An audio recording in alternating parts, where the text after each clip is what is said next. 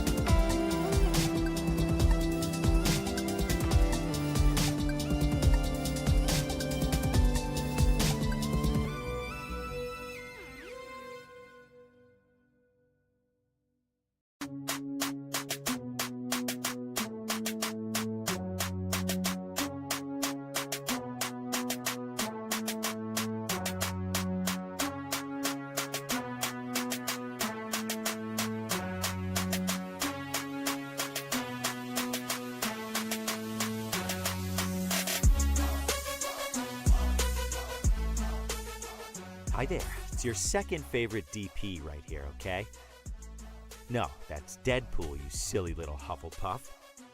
Anyways, I'm gonna need you to shut up that pretty little mouth of yours and pay attention because the show's about to start, alright? And, I don't know about you, but I know who's my vote for sexiest ex-soldier turned pop culture show host. Alright, enough foreplay. Let's get on with the show.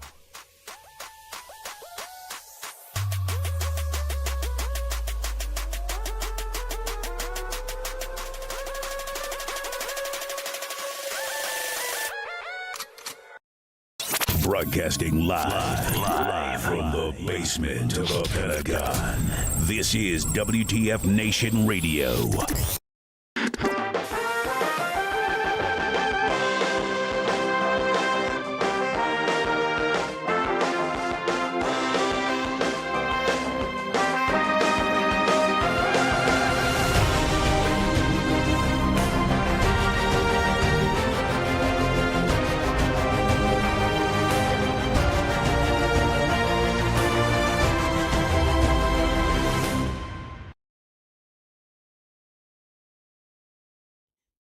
Hey, everybody. Welcome, one and all. Today is September 17th, 2024. This is episode 183 of Pop Culture Warrior. It's the show where I stay up to date on all the ins and outs of what's happening in pop culture, so you don't have to. I am CQ. I am your Pop Culture Warrior. And joining me now is our beloved co-host. He's the man in the bubble. He's the Marine with the mandible. Ladies and gentlemen, give it up for Mad Mike. Woo. Hi, Mad Mike. How you doing, buddy? Hi. Hello, sir. Real quick, big ups. We're on TikTok now, too. How crazy is that? So we're now live on the Facebooks, on the Instagrams, on the Twitters, on the TikToks, on the ticks and talks and the kicks and the cracks and the... Oh, man. Dan Watt. So, hey, buddy, you're not on a rebroadcast. This is live. This is happening right now. Say hi to Dan, Mike. Let's prove Hi, you're real. Dan. I mean, he's Hello, Dan. AI. He's all AI generated, so it's fine. Yeah. Mad Mike's the worst Like, AI. we have that kind of money. If only that were the case. So hi everybody in TikTok land, as well as Instagram land, as well as Twitter land and Facebook land and All of the internet. YouTube lands and all over the internets. For all those watching live on Grindr and OnlyFans and what's the fucking what's the one where you put like your resumes and stuff up on Indeed.com Indeed. and what's the networking MySpace. one? Live on MySpace. Really going back. We're live on Napster. AOL Messenger. We're live on AOL Messenger. In the chat live rooms. everywhere. ASL, baby. Give us that ASL. What's up? Say hi. Let us know you're watching, guys. You know, if you're out there, say hi, man. Thanks, man. Dan. He says, have a great show, guys. We're doing it live. Still doesn't believe it. He's like, We're live on Pornhub. Pornhub, OnlyFans. We're live everywhere. Grindr, We're Feet disappointing Finder. people all across the internet. We are leaving people, riding them hard and putting them away wet everywhere, all over the interwebs. It's good times. Why is my chat not working? The other chat, not that chat. The other chat. This thing is being a dude. Oh, I know why. I forgot to open the little chat body thing. Hang on. There we go. Now that should kick in. Doi me. Sorry guys. I haven't seen. Let's see. Who's out there? Phil. Hey, 700th Phil. episode. Anubis, Keith, Corey, Richie out there. What's up, buddy? Mike can't be AI. AI can't get dumbed down to Marine level. Yes, like Keith, LinkedIn. Thank you. That's what I was trying to remember. LinkedIn. Yes. LinkedIn. Anubis says we're live on LimeWire. You can illegally download us on LimeWire. We're everywhere, baby. Everywhere. Oh man, you guys are awesome. Thanks for tuning in. I should hopefully start to see CQ forgot how to radio. Ha! I got it. It's back. I forgot to open the one little Probably widget that. easier if it was just radio. Yes. Hey, Jenny's in the chats. What's up, Jenny? How you doing on TikTok? People watching us on the TikToks. We're live, baby. We're live. As per usual, CQ Remind forgot. me to take my credit card information off of it. Listen. Okay. All they are listening. All the peoples in China are listening now. in China, I'm one of the greatest podcasters in China. We're gonna be on all the algorithms. It's like the dumbest shit to watch. I'm like Hasselhoff, man. I'm huge in like Austria. I'm huge, bro. You don't know. I'm worldwide, Mr. Worldwide. I was gonna say. So for those that love to make fun of how CQ forgets to do things, when I tell you my setup has like 100 steps, okay? Y'all don't appreciate the level. What's the opposite of efficiency? Fuckery? The level of fuckery that I go through just to go live, because I have to have the graphics here and the little bubbles there and the things doing the swoopy things. And don't believe me? Throw up some emojis in the chats and you'll see them bounce around the screen. You think that shit's easy to do? You think that just falls off of trees? No, man. CQ out here breaking things. All just self-induced. Smith does it in a porta-john with a King does it from a closet. on a cell phone. What's the Iron Man quote? King can do it with a box of scraps in a cave. Yeah. Coach calls in on a landline. He sends up smoke signals. He's communicating. We got homing pigeons. That shit in. Hold on, I got a Western Union from Coach. Keith knows. Keith got a backstage behind the scenes look. It's quite the setup. Thank you, Keith. I appreciate that. Yeah, appreciate y'all. Oh man, y'all are funny. Oh, you got a "that's funny" mic from Jenny. Aw, that's got to be hard. Somebody appreciates my comedy. Somebody. For those in TikTok land, how's the sound? I gotta go back. Loud as shit on mine. Not to I already you. turned you down twice. Stop it. I can be louder. I can Did you clean your fucking earphones? You probably got fucking years worth of earwax on them. Like, it's so low, I can't hear anything. You're killing me. Phil says, I'm surprised CQ hasn't been hit by any Windows updates. Bro, let me tell you the shit I have to deal with behind the scenes. Reloaded Windows 11. Hey, look, we got a newbie. Joe says, new here. Jacob recommended the stream. Well, thank you, Joe, for joining us in our silly little nonsense here. And whichever Jacob recommended them, they're like the best Jacob out there. It's my favorite Jacob. The ones that are recommending this. Unless you don't like the show, then fuck them. Yeah, if you don't like the show, then it is what it is. Mike has reverse tendonitis. Everything just gets amplified. Sometimes I think you are. You have very sensitive hearing. You're like a little kitty. Very sensitive in hearing. and out. That's the problem.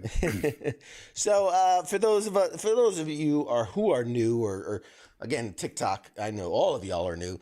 For those that are checking us out, basically, this is Pop Culture Warrior. It's the show where we cover all the latest and greatest of what's happening in pop culture. We do interviews with actors and actresses and comedians and directors and writers and all types of people. Tonight, there's no guest. Tonight, we don't have a guest. We're just going to shoot the shit for a bit. But lots of really cool guests coming very soon. People you will know. I'll just leave it at that. Whether it's from the 80s, whether it's from the 90s, whether it's from the 2000s or the 2010s or today. Well, usually people will tune in if it's somebody they know. Right, exactly. I mean, we're not going to really get viewers if nobody knows who they are. Heath wants to tell you, grow some facial hair for the sake of all that is holy. That is Mike with facial hair right there. That is, that's like a month's worth of growth for Mike right there. You're looking kind of shaggy, man. You're looking kind of shaggy, buddy. Okay, So we didn't have a show last week, and just wanted to touch on it, very casually touch on it. We didn't have a show last week. I was at the Wounded Warrior Project annual Courage Awards ceremony, which was a lovely gala. It was a lovely time. Great food, great people, very nice. I got to hang out with RG3 again. He was the host last year, and he hosted again this year, which was really nice of him. He's got nothing else going on. I get, hey man, I'm trying not to, can we not add people to the list already of people who won't be coming on the show? But he's a really nice guy. Military brat, man. Both parents served in the military. So he really understands what it is to have served and to be part of a family that served. And really good guy, man. Really good head on his shoulders. And it's wild. His knees aren't that good. Add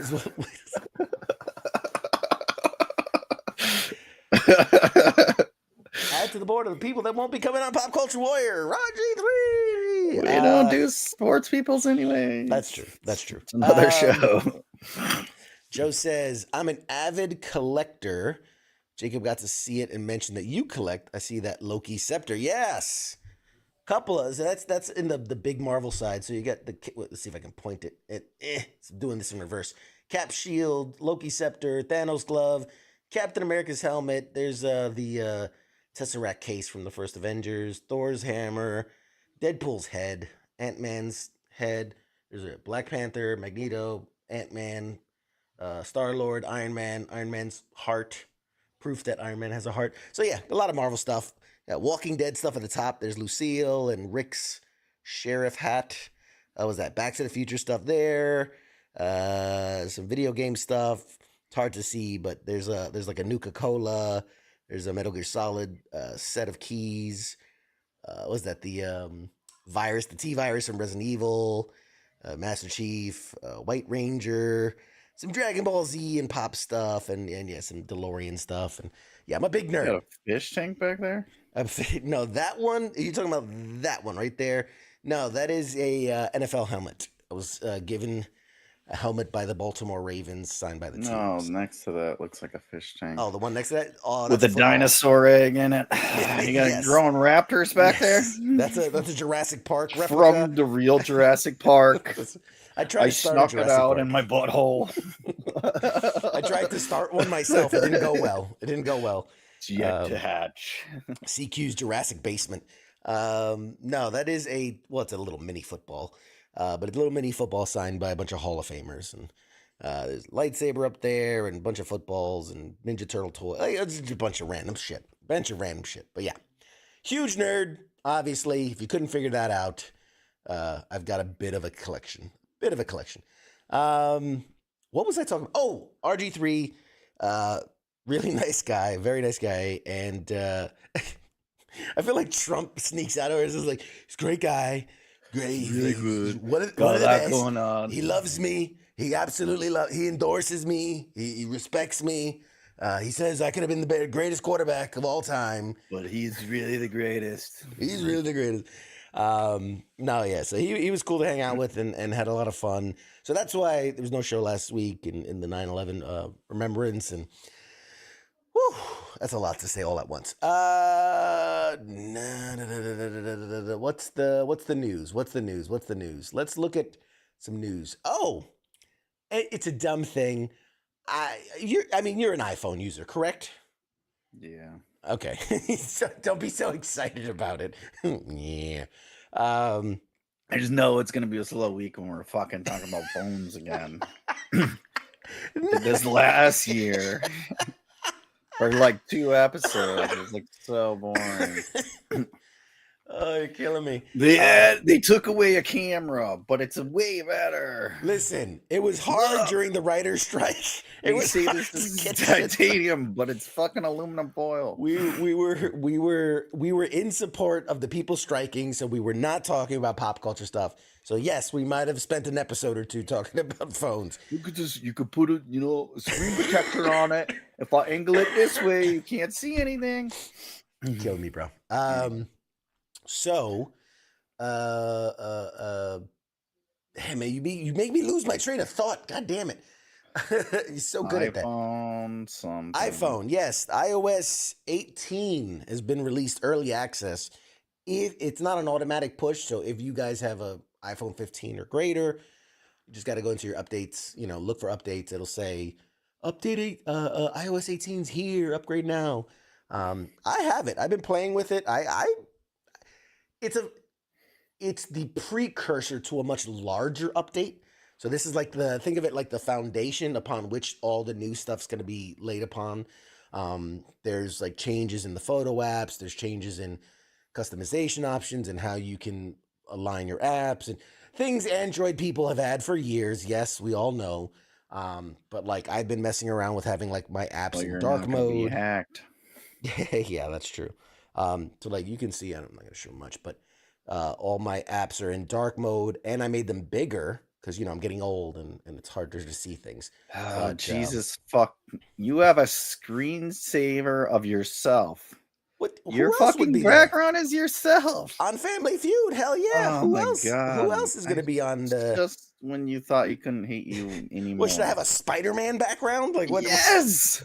Who the fuck puts their own picture as their background? Who doesn't? Have you seen me? Everyone else in the world, unless you're some all right. self-absorbed asshole. All right. Can we get people out there? Can you back me up here? Is it weird to put yourself on your own my wife wallpaper? And my kids. I just want me. Here you go. Keith says that's not weird. There you go. See. You're telling me I'm weird. I ain't one you person. Weird. Everyone else is like, you're a fucking asshole. We've known that forever. Anyway. Yeah. Anyway. Nobody cares. So yeah, iOS 18. Go try it. It's fun. I like it. And they got the AIs. They got the AIs coming. Well, that's coming, yeah. So like the next two big parts, like 18.1, 18.2, are going to be the Siri, the massive Siri update. And then the other one is like the Genmojis and a bunch of like the AI stuff, the prompts that you can create stuff on the fly. So it'll be interesting. That's all we use is the emojis anyways. That's what I look forward to. My wallpaper is a picture of my butthole. So there you go. I'm not that weird then. That's pretty much, that would be better. Which is great. Except everyone would be like, why do you have a picture of a black hole on there? I'm really into the galaxies, like Uranus. You can hear it. And then Phil said, as long as you're not in a compromised position, they're perfect tag team comments. So in news, I was looking through, not a big story or anything like that. I just thought it was fun to share. People remember when we had Robert Patrick on the show, the great Robert Patrick, T2, and a million other amazing movies and shows he's been in. I follow him on the Instagrams. Great guy. Very good guy. I never knew it. Guy. His brother is the lead singer for Filter. I did not know that. There you go. Avid motorcycle enthusiast, owns a Harley Davidson shop. Great guy. Was recently in Peacemaker season 1, and spoiler alerts if you haven't seen Peacemaker season 1, he is killed by his son in that show.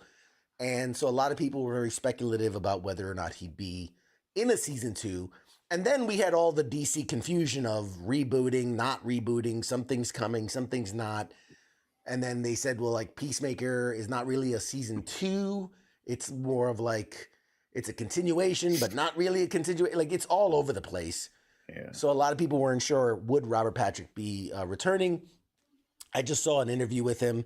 And while he didn't say much, he did like casually slip out like, oh yeah, I was on set with John Cena shooting some stuff, last week.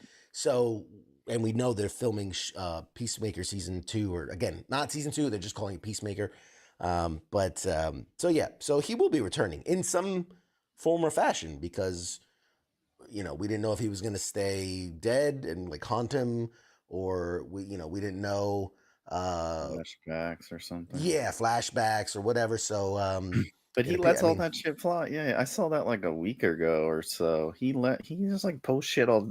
Probably not supposed to, but he's an old dude. I don't He's give like, a who fuck. gives a fuck? I make most of my money selling Harley Davidsons. I don't give a shit. Oh man. Dan money. says Peacemaker was a great comic. I think it's hilarious. I've talked about for over 2 decades, and suddenly people are into it. Yeah, man.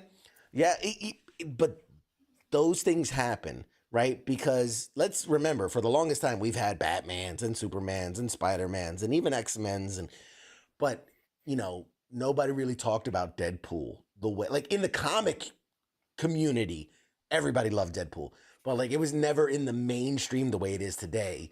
What are other characters like that? I mean, Guardians of the Galaxy.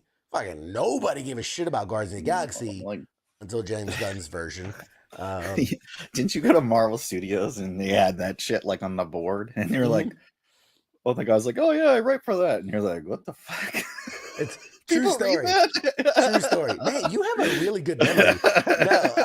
No. They're like, yeah, you can see the whole timeline. No one gives a fuck about Guardians. The guy's like by the bathroom. Like, yeah, it's a true story. Real quick story time. So this is years ago. This is like prior to Iron Man coming out in theaters.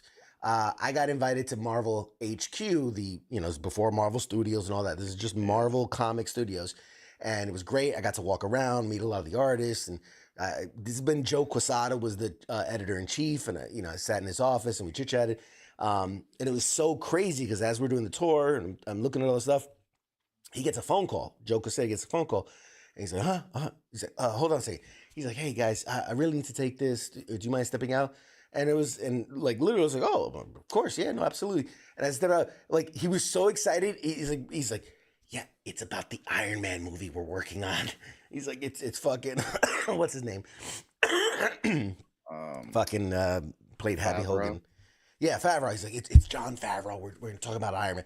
I was like, all right, cool, man. Nobody, because in my head I was like, who fuck it? It's another Marvel movie. Who fuck cares? And I left. And I remember they had a big board and it had all the comics, because the way they do it is like week by week. Well, again, this is years ago, but week by week they would have, here are the covers of all the next issues. And it was cool because like whatever was almost ready, right? Like this would be the next couple days. Like it looked like a perfect done cover. But then as you would get to the next one, it'd be a little bit rougher, until you get to like the one that's like coming out in 2 weeks. And it's just like stick figures and shit. So it was really cool to see like how they iteratively, progress as it moves day to day. Like they get better and better. But I remember seeing the guy that was giving me the tour, I was like, oh, so what do you do? He's like, oh, no, man, I'm one of the like executive guys. We all have kind of our own group of stuff. And he oversaw like the Galaxy stuff. So like Nova, Guardians. And I remember telling him, I was like, oh, so all this shit that nobody reads. He's like, yeah, pretty much. Like, that's why I'm giving tours. He's giving tours to nobodies on a Tuesday. I'm a director of fucking, and I'm giving tours. Yes, exactly. And I just remember like we had because that was like, I think at the time they were prepping for, remember War of Realms? Like that was their big thing. And that actually did drum up a lot of interest at the time into the kind of Galaxy stuff. But yeah, it's just so funny how far we've come, because like it was Inhumans, it was Guardians of the Galaxy, it was like all these, like, nobody fucking scrolls, and nobody cared. Hey Ruben, how you doing? Yeah, Anubis, Punisher's another one that wasn't really mainstream up until a couple years ago. So yeah, that was it's all good. It's all good. I sent you that thing on the did you see that the X-Men thing I sent you? A text. Yes. The guy did comic book. He's just an artist. He does cover art, but he created the bifold cover for the new X-Men of every character ever in the X-Men. He did it for Fantastic Four a couple months ago too. Yeah, it's crazy. I hate those covers though. I mean, it's cool, but like it's like, how do you? There's like thousands. There's thousands, and then not to mention like what version of the character are you doing it? Because like someone like Cyclops has had 42 different uniforms. Wolverine, Emma Frost, all these people. So yeah, those are really like complicated. every character that ever appeared, even like I don't know, some I never heard of, like Pool Boy or something. There's some really great characters out there. I think I've shared this story too, and it's my other funny story that comes out of that tour, which was at one point I was like, hey, where's the bathroom? And they point me to the bathroom. And I remember right next to the bathroom, there's this giant poster. Really, basically what you just described. But it's like, if a person has been on a page in a Marvel comic book, they were in this poster. It was massive. I'm talking like, had to be like 1,000, 1,200 characters on this poster. And as I'm coming out of the bathroom, I'm telling him man, I'm a pretty big comic fan and Marvel fan. I'm like, I don't know half these people. He goes, yeah. He goes, we have a whole library so that we can reference shit that we don't know. Like we work here. And then he goes, it's so fun. He goes, once in a while when we run out of ideas, we just come over here and we'll look for some random person that we haven't used, and we'll just come up with a storyline to use them. And I'm like, oh man, that's so good. And it's like, he's like, yeah, you'll see like this guy who's like, it's like a yellow and blue. He goes, I don't know. This is like one of the directors. He's like, I don't know what the fuck that is. Like, let's go find out. And we went to like the library and started putting out the books. It was a good time. It was a nice guy. Michael Rosenbaum, I think. What's his name? I don't know. I don't remember. Lex Luthor and no, you're thinking that's Lois and Clark. That is Michael Rosenbaum, isn't it? I don't know. Yes, sir. He's a man of many hats. He wears a lot of hats. A lot of hats that guy wears.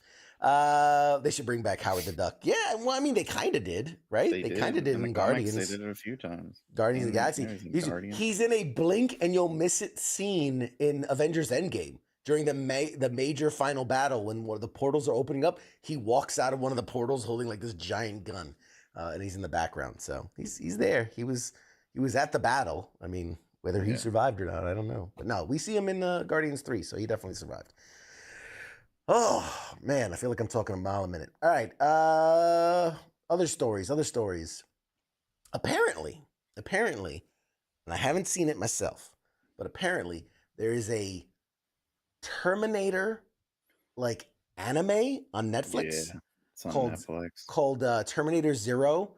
Mm-hmm. It's getting rave reviews. Like it's getting, I keep seeing people talk about it and post about it, saying like that it basically ties all of the franchises together and basically reboots them and into like a whole new timeline. Because basically, again, I'm paraphrasing only because from what I've read, I haven't seen it admittedly, but like they said, there's a way that they explain how like all these timelines that are all the different movies, right? Every movie creates a separate timeline, which is the next movie and the next movie and then a rebooted movie and the requel. And so like they tied it all together and then created another story where they go back further and it's a whole separate thing and it resets the timelines and it's a whole thing. But apparently it's really good. I don't know. Yeah, everyone on Netflix says it's like that's like the bottom of the barrel of like subscription. But there's nothing on Netflix, and if that's the only service you have, whatever they put out that's halfway decent is great. It's like, oh my God, I'm so tired of watching 50 First Dates. Like, this is excellent. First of all, that's a great movie. I watched that 50 first times. No, it's like that. You have like when your number one shows are like subtitled, it's like there is nothing to watch on your fucking subscription. No, it's true. That's like if you only watch Peacock, you're like, holy fuck. You got some There's great other stuff, shows. Peacock's all about it. The other thing that is always funny to me is when they go top 10 shows, and I'm like, based on what? Based on who? That's their algorithm. That's what they want you to watch. Yeah, these are the shows we need you to watch. Money on these shows. Yeah, we need a return on investment on these 10 shows. And I'm gonna have to get a cough drop. Jesus. But yeah, I haven't coughed all day. And they're probably they probably are putting $50 million in another Terminator movie that'll be on Netflix, starring Adam Sandler. Kevin James. AI generated Chris Farley. No. Hit his brother. I don't know. Have you seen this trend too? I'm seeing a lot of Nope. really popular IPs, intellectual property, that get the anime treatment, right? Yeah. We've seen it with like Rick and Morty. We've seen it with Terminator. We've seen it. Transformers. Transformers. Like He-Man. there's a bunch of them that are getting this like these anime versions, and I don't know if it's a testament to that there's a bigger anime fan base now, right? With the advent of, Dragon Ball Z is old school, but One Punch and It's just all Netflix, these though. Like, they're just trying to tap. It is a big market. I mean, people. I don't know. anime is I'm not into huge. anime. I've never have been. I hate it. I can't get into it. It's just stupid to me. I don't know. Just like, not everyone's into gay porn, but whatever. To each their own. Yeah, But fair. it's a huge market. I mean, we go to the cons and stuff. It's like everywhere. People buy it. So I don't know, if you're in anime, do you like this shit? Do you like it when they take, regular Yeah. good stuff and turn it anime, or is it stupid? Yeah. I think it's stupid. But I mean, I remember like X-Men had an anime, Batman had an anime. Like they just started like anything they could think of. Dan says it's very hard to make good movies these days. Every department is just lacking real talent and conviction. Yes, and also I think the biggest thing is companies and organizations, all these are getting very risk adverse, and they go, well, am I going to spend 1 million on this unheard, untested, unknown property, or do I invest 5 million into something that did okay as a part one? You know what I mean? And it's like, I don't know. It's just we talked about this before, where I think like Amazon's killing it when it comes to like making quality content. Netflix invested like it was like $100 million into just getting a bunch of original movies and stuff, which good for them. Like try, but yeah, it's. There's just so many things I could just. And we talked 2 weeks ago about how they're just buying up whatever and making movies out of it, video game stuff. Mm-hmm. And then I think it was last week they dropped the Minecraft trailer. Oh God! Did you see that? Oh, it's so bad. So disappointing. It's so bad. And then the best part was someone called out, I guess Momoa, is it? I think he's a boy, or he's in it, and like someone like called him out or whatever. And called him a sellout and shit. Women. It was like, well, apparently he was like groping women on set and all that. Oh, that's what it was. Yeah, he seems like he's Dude, did you know he was in Baywatch? In like on Netflix? I think it's Netflix. I don't know. One of the services, they have a documentary on Baywatch. Maybe it's Hulu. I don't know. Oh, like the old school Hasselhoff. Yeah. Baywatch. Okay. Yeah. There's another Baywatch. Like the one with Zac Efron and Dwayne The Rock Johnson. What the fuck? Don't fucking quote Rock movies with me, bitch. Nobody watches that shit. He was in 80s Baywatch. Got it. All right. I'm talking about the original show. No one remembers the movie. God damn. Interrupt my train of thought. But yeah, I guess he was in the original show. I was like, what? That's why I don't like him. That's why. I don't know, man. Look, I'm a OG Minecraft fan. I'll admit it. I played the shit out of that. Like the first 10 years it was out. I played the hell out of it. Though. Like, it's not a fucking movie worthy. Here's the thing. Realistically, I do think a Minecraft movie can be successful. I do believe that. Not with the formula they have. What they're doing, I think is going to be a train wreck. It's Borderlands. They're doing Mario. Yeah, it's like Borderlands / Mario. And who they got in there whenever they think it's going to be shitty? Jack Black. I mean, here's the thing, though. With the Mario movie that they did was actually good. A lot of kids liked it. It did really well. I mean, they're already talking sequels and all this and all that. But again, when we talk adaptations, you want The Last of Us, you want Fallout, you want those style of adaptations. You don't want Borderlands. Really good story already. You don't want Borderlands where it's a train wreck, and it really feels very Borderlands, and It's on like sale now. You can rent it for like $5. I think they're it's paying you. You get a $15 credit to rent it for cost $10 a $5. $15 credit. They pay you to watch it. The first time is a discount of 110%. You're like, wait a minute, Yeah. how does that work? Yeah, I'll give you a credit. Yeah, I thought that was funny because we were just talking about shitty fucking games they're making into movies, and then they drop that. And I Yeah, was like, and like the Sonic the Hedgehog 3 trailer came out, and while I do think it's a big cash grab, at least it looks decent. At least it looks and feels like Sonic in a way. You know what I mean? mhm. I just the fact that Minecraft they is got a build. It's a builder. There's no I think they made a story mode later after like what 15 after Xbox bought it, Microsoft. Microsoft bought it. But it's a builder game. Like, come on, people. I do It's just because think it sells a lot of money. Like, it's one of the biggest selling games of all time. I But do think that there's a way to do it that would be successful. I look at something like, okay, I know you're not into the anime, but Dragon Ball Z came out with a movie in theaters. It was Dragon Ball Super or Dragon Ball Battle of the Gods, whatever it was. wasn't that the Wayne's brother in it or something? The Wayne's brother? What? Dragon Ball? No. There was I no thought they did a Wayne's live action Dragon Ball and it was terrible. Oh no, we pretend that doesn't exist. I meant they did the animated movie, which was just the show done in the movie format, which was Like the really, really good. Simpsons movie kind of deal. Exactly. They put more budget into it, so it was bigger scale, bigger sound, bigger effects, but it was still that show. And I feel like you can do a version of Minecraft that is story based while keeping it looking like it's running on Minecraft. You know what I mean? There are people that make YouTube videos. There's stories, and oh my god, and he goes into the cave, and it looks like a Minecraft movie.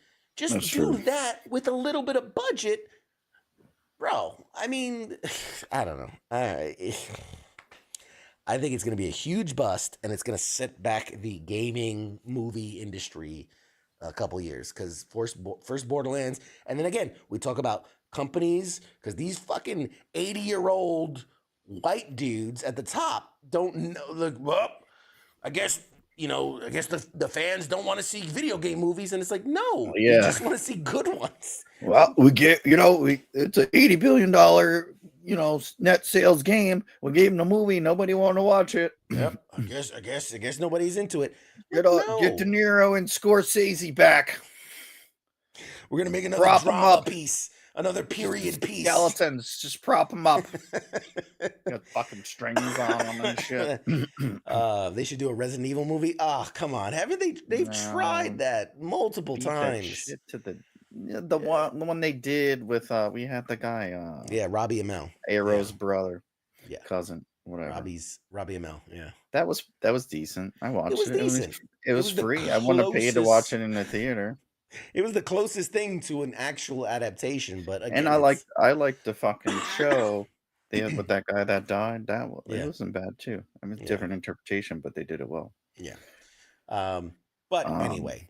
But yeah, we don't need another one, because you know what's gonna happen? They're gonna put The Rock in it with Kevin Hart. Jack Black, Jason Momoa. It's gonna be Borderlands evil. This is Jason Momoa as Jill Valentine. Hey, come over here, help me. I'm just a damsel in distress. Oh no, my lady bits. Do you have AT&T internet for your home? Anyway. In some other news, new stuff coming out this week. I think tonight airs the premiere of the American Sports Story, the Aaron Hernandez story, which is basically like they did that OJ mockumentary a couple years back with David Schwimmer. And those old what do they call those? It's like those old soap opera dramas and shit. Yeah. So they're doing the one with Aaron Hernandez that starts tonight. There's also Agatha All Along. If you guys are into the Marvel universe, Agatha All Along comes out this week. And also from the DC universe, The Penguin. The Penguin comes out this week. So that's great. That'll be Hi, good. Dinora. He said, did you see what's his name? Colin Farrell's? Yeah. He's like, that process was so brutal. I don't ever want to do that again. Or Yeah, well, he was commenting why they were doing it to him. Yeah. But it's like, yeah, you need money, bitch. You'll do it again. No, And then they're nobody- like, he has to do it again because he's going to be in fucking Batman 2. He's contracted. He's contracted to do it again. Which starts filming in like January. I think. Yeah. The best comment I saw from him, because Colin Farrell just don't give a fuck. He just does not give a fuck. The best comment I saw from him where he goes, because somebody was asking him about the process. And you know when an actor has just been, he's like, I've been asked this question so much, I just don't care anymore. So he's like, and I'm paraphrasing, but he's basically like, it's not the only prosthetics I put on. He's like, I wanted him to be anatomically correct, if you know what I'm saying. And I'm like, who says that in an interview? Who says that he was packing other prosthetics? Yeah, but like, have you seen a penguin? Somebody dude just cut, like, he just tucked it. Penguins aren't walking around with giant fucking dicks, you know? He tucked it and then put a little sardine. It's not like a horse or whatever. Like, you don't see a penguin with a fucking, oh, that's how they balance themselves. They got a freaking tripod. And here's so the funny thing is, like, I also smelled like fucking shit and sardines. I shoved sardines in my pants. No, well, not for nothing, but I will say there's a Hollywood rumor about Mr. Colin Farrell, and that he's packing himself a rocket launcher, if you know what I'm saying.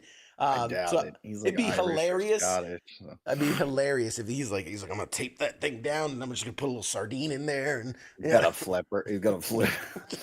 What is he? Flapper? I don't know what they call it. Oh God. On that too, that show. Well, I'm looking forward to that. I like that. What's his name? It's not Matt Reeves, but whatever. The guy that wrote it, he does pretty good shit too. But his whole shit, he's doing good, I think. But he confirmed, Matt Reeves confirmed, I think it was today. They're definitely doing the 2 more movies, trilogy. He wants to do the Batman. Trilogy. Yep, he wants to do a Batman trilogy. Basically sticking it to James Gunn, which I think his will be a lot better. I mean, I like it where they're going so far. It's slow and stuff, but I think it's different. It's a bit broody. Which, okay, Batman's kind of a broody character. His family got killed. I mean, yeah, he's a billionaire, but whatever. You don't want to rub it in people's faces. So many things I could say. What else do you do when you have billions of dollars and your parents get murdered? Just learn martial arts. And take you put on a skin tight latex and you go kick some ass. Just build yourself a rocket car. Build a rocket car. Nipples on there. Some nipples. I want a jet, but with wheels. Like what? Yeah, a jet with wheels. Just make a jet. You want it to fly? You want landing gear? No, I don't ever want it to fly. Like no, you take a jet and you just take the wings off. Boom, Bat car. Yeah. All right, maybe do that. Like, sir, this is Pep Boys. We can barely balance a tire, let alone work on a turbine engine. This is the auto zone. Machine guns in there. Like, what the fuck? We can change your oil. I don't know if we're jet fuel oil, but whatever. Anyways, no, I think like in version. I want to go out a little. Think like Batman 3. He's gonna be like battery powered Batmobile. It's gonna be like. No, that weird EV sound. As it's coming around, you're like, "What's that sound?" Like, my eardrums. It's the Batmobile. It's the Batman. My ears are bleeding. Oh shit! I already went 90 miles. Hold on, I gotta charge this bad boy up. Let's continue this chase later. Alfred, bring the bat generator. I need a jump. Use my bat AAA card. Oh man. I knew putting solar panels in wouldn't help us since I only were driving at nighttime. Solar panels were a bad idea. Who approved this? Damn it, Lucius. No, I was one of the people. I wasn't like a poo-pooer of the Batman. I thought it had a lot of really good elements, and my thing, and this is something I'm on the fence. Okay, so bear with me, go with me here. If you're going to make a movie about something like an adaptation, which superhero movies are adaptation of the comic book, you don't have to do a word for word, you know what I mean, a panel for panel remake, but you want to stick to the core concepts. You can create an original story, but when you fundamentally change who the character is, I don't like it. You know, Walking Dead did a really good job in the show in that it didn't adhere, like there were beats from the comic book, but it didn't adhere page to page, but the characters were more or less who they were. Now, obviously, like 10, 12 years in, they got pretty far off. But I went almost word for word until Negan, which is like 6. Yeah. But hey, besides the point. But my thing is like, so like The Last of Us did it well. Fallout's a completely original story while still keeping the core concepts in place. What do you think they changed? I don't understand what you think they changed.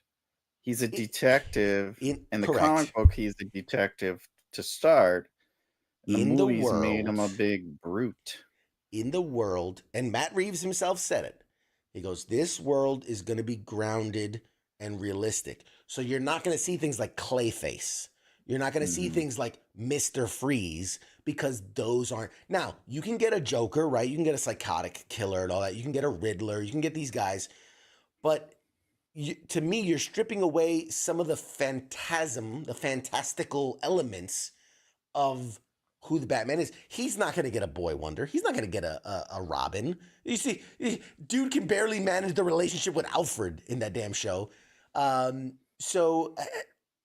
that's not necessarily a bad. You're talking about stuff that they added, after they've been doing the comic for 10, 15 years just to get people. I think comics, they produce, weekly, monthly, so they have to do whatever to get people to buy them. Sure. So like, let's add a little boy, which is like, it's fucking weird to begin with. In panties. Let's add a little boy in panties. In panties. Like, I mean, with a little like, cake. like some of those things, none of those things are what people like. They like the gritty characters, Joker, Riddler. I never liked the Penguin. Nobody liked Penguin. I mean, yeah, so I don't know. I don't know. I mean, you could do Freeze. I mean, but would you want to? I don't know. Arnold kind of killed it forever. Poison Ivy. I never liked Poison Ivy either. You'd have to do a lot more. Like I think you could do a Scarecrow, and I think the way that Christopher Nolan did. Yeah, the way Chris Nolan did it was a good version of it, right? You do Ra's al Ghul. You do Ra's al Ghul. He's got a lot of good villains. Bane. And I think that's my point. That if you're gonna do that, there are really good characters that you can bring in. That okay. My point is, if he wants to do certain characters, he'll have to take them very far from who we know them to be, like the Penguin. In that, like, you can't say that Penguin, again, not that there's anything wrong with his portrayal of it, but it is unlike anything that's ever been done, whether it's animated, comic book, movie, anything. And it's kind of like Tony Soprano. Yeah. And that, I get what you're talking about there, because it's like, you might as well call him something else. Yes. Because it's like, why is he the Penguin? I mean, I don't know, maybe we'll find out in the show. Yeah. But it's like, from the movie, you're like, why is he the Penguin? Exactly. And I'm sure you get it in the comics and shit, because it's like, yeah, he's wearing a tuxedo and he has a bunch of penguins and this and that. And I feel now he's a mobster, and it's like, you ever call anyone a penguin as you fucking penguin? You fucking penguin. You waddling in here. You penguin, you fat fuck. I mean, they could at least thrown that in there or something. I don't know. Something to, like, I guess, tie it in with he's got a limp. He's got a limp from a gunshot wound, and it makes him waddle. you know. Yeah, something, but they never kind of tie it unless I missed it. But I was like, And I was I wondering that too. I'm like, why is he the penguin? Like, why are they calling him that? because that's Batman lore. For Just that, just make because. him one of the Falcons, make him one of the other Yeah. crime family. You don't need to make him the Penguin. But anyway, I digressed. I'm gonna watch it because I love watching superhero fantastical It's gonna tie into the things. movies, which Yeah, I'm looking forward to. and from what I've read, Christina Milioti, who I adore as an actress. She was the mother in How I Met Your Mother. She's done a bunch of products that, and I adore her and everything she does. She was in The Wolf of Wall Street and a bunch of others. The character that she came into play, I think she plays like Falcone's daughter, and every like review I've read on it says she steals the show. Like she's phenomenal in it, which I think is awesome because I really love her as an actress. That I would love to get her on the show sometime. And they're saying, what's his name? The winner, not winners. Soldier Boy, that guy is Oh, yeah. supposedly the lead runner to play Batman in That's what people keep saying. James Gunn's That's what version. people keep saying. I don't think it's gonna happen, but it'd be an interesting That's what choice.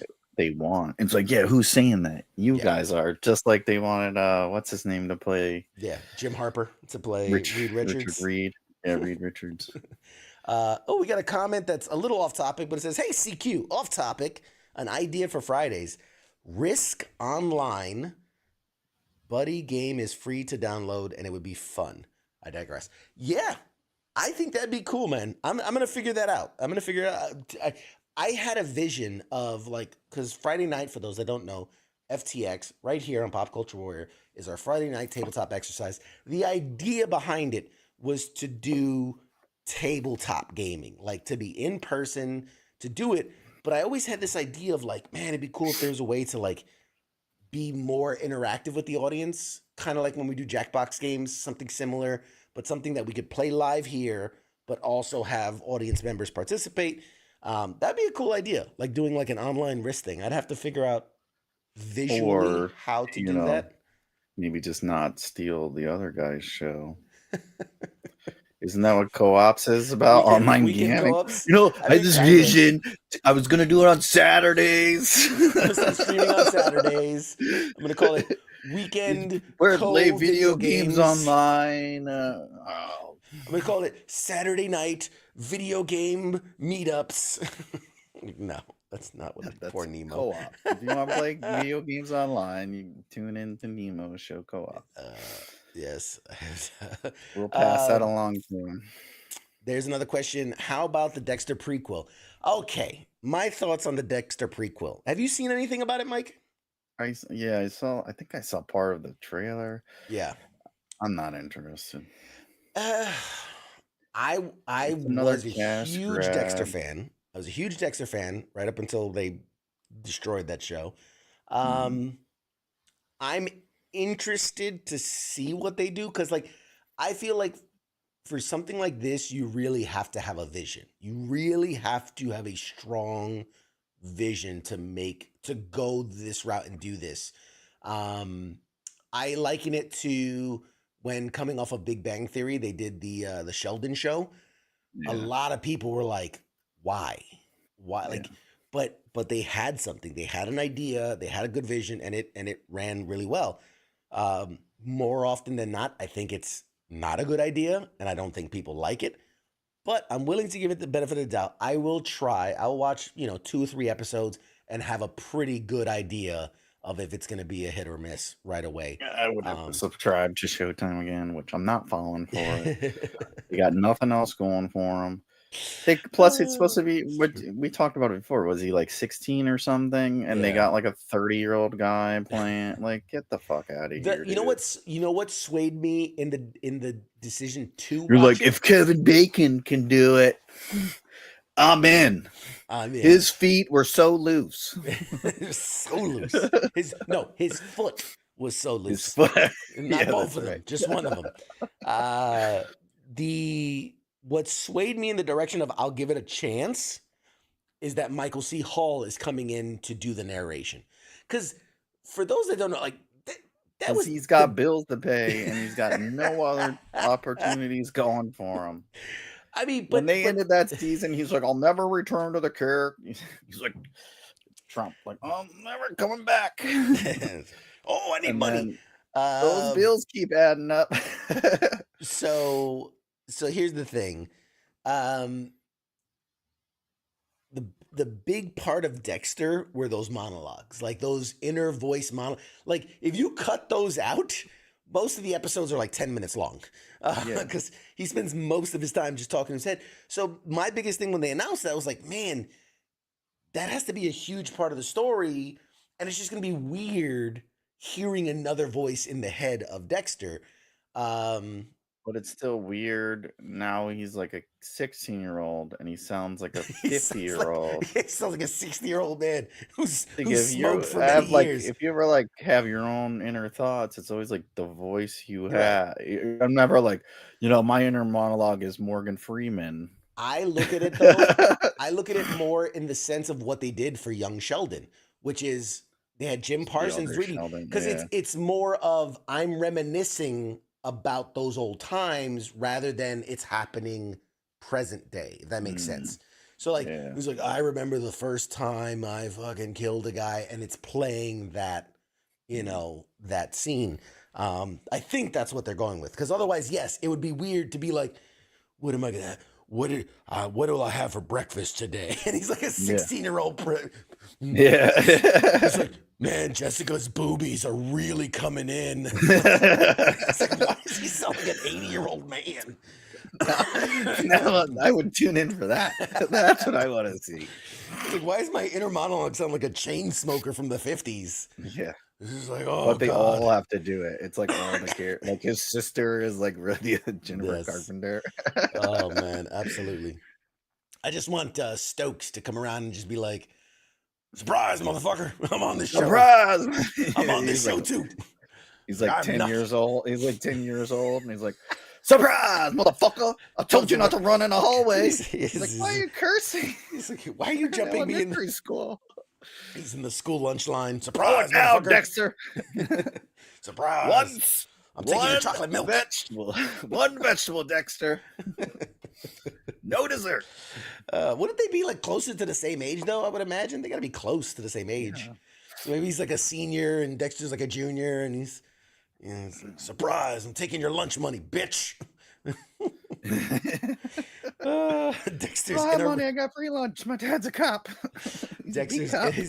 Phil, that's awesome. Dexter's inner monologue is going to get a visit from Chris Hansen. Yeah. Come in here for a second. Come in here for a second. Sit down. Dexter Morgan, did you think it was a good idea? Anyway, I was just here to drop off your Amazon package. I was just here to murder him, I swear. I wasn't going to touch the little girl. I was just going to murder her. Oh, God, you got the wrong idea. Anyway, my God, I've lost the train of thought. So, flashes in my window, and I'm like, what is going on? It's lightning. I had a thought. This was totally random. I wasn't even going to bring it up. I'm just going to share it though. It's just me thinking. We know in the Marvel universe, right? They're having all these, Secret Wars is coming and Doomsday and all this and all that. The rumors are running rampant. Like Halle Berry's coming back as Storm, and this person is doing this, and Nick Cage is coming back as whatever, and like all these rumors. This is not a rumor that I saw, but I had this thought. For those that know comics, you know who the Maker is, right? He's a newer creation. I think he's only the last like 10 years or so, but it's a Reed Richards. It's the Reed Richards from the Ultimate Universe who things went badly for, and instead of becoming, Fantastic Four Reed Richards, he basically becomes a villain called the Maker. He wears a helmet. It's a whole thing. Mm-hmm. I thought everyone knows evil equals helmet. Yeah, you got to wear a helmet if you're evil. But I thought, what a crazy cool thing to do is if in like the Fantastic Four movie, right? We know they're going to do some type of dimension hopping, right? Because they're not in the MCU, but they're going to somehow come to the MCU. Whether you could do it in that movie or you do it in the Secret Wars movie or somewhere, but have fucking what's his name playing Mr. Fantastic? Pedro Pascal. Have Pedro Pascal as Mr. Fantastic, right? And he comes face to face with a dude, right, with the helmet on, and you're like, oh shit, you know that's the Maker.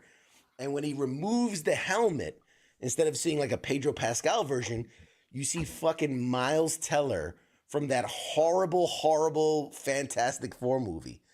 But like that would be such, I think, an awesome payback for like saying that movie was so shit that in his universe he becomes evil and then becomes the Maker. Like that would be such a fun, cool. Like to me, that's better than bringing back fucking The other guy Elektra from the yeah, in Deadpool. Like that's way cooler, that would be cool. Yeah, and he would more do fun it. He than got nothing going on. I don't know. yeah. And I think Miles Teller is a he's phenomenally he's good about actor. to be a guest on our show at this point in his career. All right, welcome to the show, Miles Teller, everybody. Got nothing going on. You know him from Fantastic Four and Woo! that one movie where he was a drummer. It was the greatest Fantastic Four movie ever Greatest made. Fantastic Four. Loved it. There, as Nemo says, Miles Teller is a good enough actor to pull it off. I agree. Mhm. I absolutely But agree. It wouldn't happen. If anything, they would get what's his name? Michael B. Jordan to do it instead, you know. Michael B. Jordan wasn't Reed Richards. Gotta He be was Johnny inclusive. Storm. I know what character he played. They'll get The Rock. It and doesn't Kevin matter Hart. when you're a CEO of a major motion picture company. The You can do helmet whatever the comes fuck you off. want. The helmet comes off, and it's Jack Black as Yeah. the Maker. That's exactly what it'll be. And then he'll do a little song. I'm the Maker. Yeah. And they'll win a Grammy or whatever the fuck. Oh man. So let's see. Yeah, I don't know why. They just gave him a great idea, and now they're gonna, what they'll do is if the movie's all bomb or whatever, then they'll run with your idea. Like, oh, don't worry, guys, that was just the Maker. Yeah, we're gonna reevaluate everything. We got this. But actually, speaking of, we were talking about Batman. I saw a story in the news that just, while it's great and heartwarming, I just also think it's like, really? So Batman is getting a star on the Walk of Fame in Los Angeles. So here's the story. For Why those that is don't know. that still a thing, though? I don't know. And how do they still have so much space? Well, because here's the thing people don't know. You have to pay a yearly due. And if you stop paying, they'll take your star off. And so that's how they make over it. Yeah, they don't pay over it. They rip it out. They rip it out and then put in a new one. So on Monday, What do the they do with Hollywood all the hobos that are there, they just clear them out. Like, excuse me, guys, can you stop actively defecating on that star? We need to remove it. we got to remove it. They didn't pay the Pinch it dues. off. Scoot one down. We've got to remove But what it. if you're dead? How do you pay your dues? The family? Like the fucking families. John Wayne's family's still paying them dues? Yeah, man. Yeah. What a Well, bunch of assholes. some people will pay for like a lifetime. You know what I mean? Like there's like like a life. Oh, we'll give you a lifetime subscription for $500. And they're like, exactly. You back pay then they're monthly like, for "Got $10. So it says on Monday, the Hollywood Chamber of Commerce announced that Batman, not a specific actor, not a specific creator, the Batman will receive a star on the Hollywood Walk of Fame on Thursday, September 26th, making the DC Comics character the first superhero to ever receive the honor. This will be, to your question, the 2,790th star on the Hollywood Walk of Fame. 2,790th. It will be dedicated next to the stars of television's Batman, Adam West, and The Dark Knight's co-creator, Bob Kane. So the star will be right next to those. Jim Lee, who's currently DC's president, publisher, and chief creative officer, and Ann DePies, who's DC's senior vice president and general manager, will attend the Batman Hollywood Walk of Fame ceremony. But that's who's paying for it is DC. I mean, well, yeah, DC's absolutely paying That's what for it. I'm like, who's paying for this shit? Oh, DC, 100% DC. The Capes Crusader himself will also appear in costume to accept his star in the category of motion pictures, plus the Guinness World Records title for the first superhero with a star on the Hollywood Walk of Fame in a special presentation. Batman was entered into the Guinness World Records book in recognition of having the longest running comic book, which is Detective Comics, continuously published since 1938.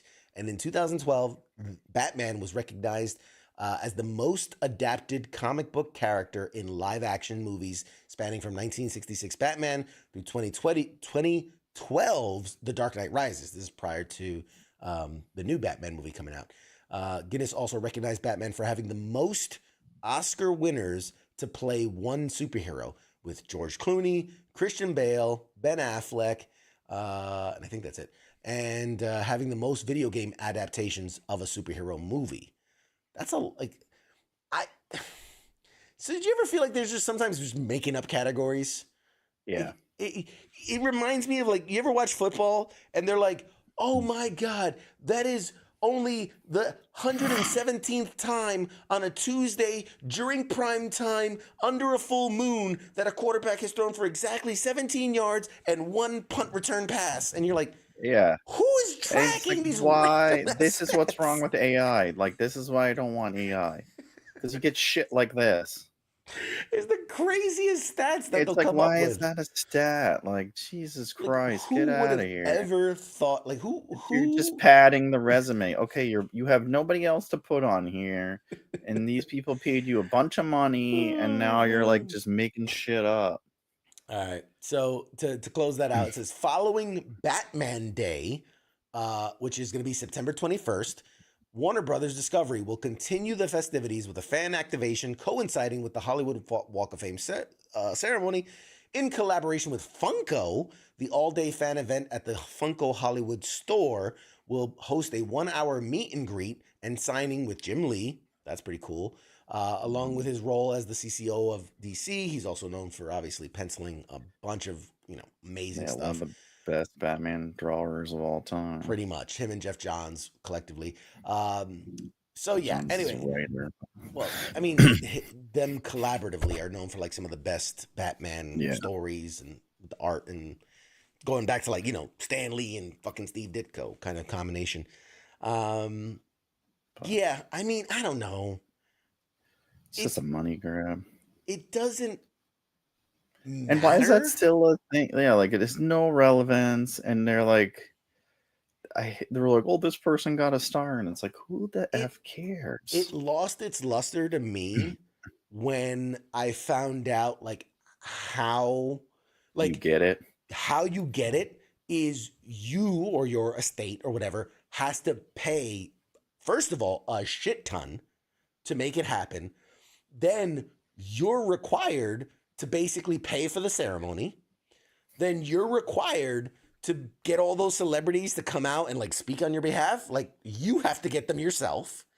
Jesus. And then you have to pay for, like, the membership or whatever. It's like throwing yourself like in your own awards party. Yeah, like, oh, come tell me how great I am. This is can have. By the way, come by next week, Tuesday. Live getting a star on the Hollywood Walk of Fame. You joke, but I could. I'm sure you're gonna Google it right after, or you did it before the show. Yeah, I Googled this shit a long time ago. We're refinancing the house. I'm getting a star. Please speak on my behalf. I sold the house. To get, we're gonna be living on our star. Let's put a little curtain. We're gonna live on our star. There are certain criteria you have to meet. Obviously, if we're being serious, I don't meet certain ones. But it's surprising. Never been in a movie, a film, or a First of all, I have credits on IMDb, so fuck you. But it is what is surprising is how many categories, like, I qualify for. Like, the required, like, barring, yes, you need an absorbent amount of money. Barring that, it's surprising how close I qualified to get a star on the Hollywood Walk of Fame. It's really close. It's Like 3 really close. Patreon subscribers away. Yeah, like get those numbers up, people. Can we get some of them subscription numbers up? Hit the like, hit the subscribe. I'm trying to get a star on the Hollywood Walk of Fame. It's such a waste, though. Yeah, but anyway, I digress. It's just so sad, so sad. It is. And then you have to pay. Like, I didn't know you had to pay for it. I thought it was like a thing they did, because it's people go there to see it. So I just thought it, like, the business, it attracted people there, but yeah. lame. Anyway, you remember we used to play Dead by Daylight a lot. Believe it or not, it's still going strong as a game, Mhm. and the world of Dead by Daylight is ever expanding. Like, they just released a new video game that is not made by the same publishers, but it's made think of it as within the world of Dead by Daylight. It is kind of like an action survival game, where, remember, like the Telltale games where, like, your choices matter and who survives and who doesn't. It's like that, set in the Dead by Daylight universe. It's basically licensed out to another company to make a game. Reason I'm bringing it up is there was another spin-off game that was announced at the time. It was under the project. It was called Project T. But the idea was kind of a run and gun shooter set in the Dead by Daylight universe. It was going to be made by there was a company. It was very famous. Behavior Interactive, who owns Dead by Daylight, that's their parent company. They bought out this studio and were like, all right, we bought you. You're now going to make that game. Reason I'm bringing it up, the game's been canceled. So here's the story. Behavior Interactive announced this week that the project, known only as Project T, would be canceled. It was announced earlier this year. The game was set within the world of Dead by Daylight. It was meant to be a PvE shooter. Remember Left 4 Dead? That shooter, where it was like, it was very much you're in a team and it's you against the world. That was the kind of the backdrop. That was kind of the style of the game. It was a shooter developed by Midwinter Entertainment, the studios behind Scavengers, which was acquired by Behavior Interactive years ago. Project T was playable during a play test recently, but based on what Behavior said about the game, it seems it failed to generate enough interest to make the spinoff one worth pursuing. So Project T was accessible via Steam and through Behavior's relatively new Insider program, which also launched this year. So while the game was set within the Dead by Daylight universe, the 4-player PvE nature of the game, you would shoot, you would drive, you would explore your way through these huge playable missions. A lot of people were saying it drew comparisons to Left 4 Dead. Not much was said about the game publicly after a playtest was held back in August. Obviously, there's probably a lot of NDAs signed and things people couldn't talk about it, whatever. But just based on the fact that the cancellation and what they said was it was a lack of interest, seems to be the main factor to why, like, they're canceling it, right? Because if people are playtesting it and they're like, it's free, and you're like, usually, like, you're like, oh shit, I could try this game out for free. Yeah, you kind of like it. That means it had to be really bad, or it was just like completely identical to another game. Right, exactly. There was nothing special about the game that made it stand out. But at least they didn't carry on with it like Cyberpunk. See, and that was going to be my next point.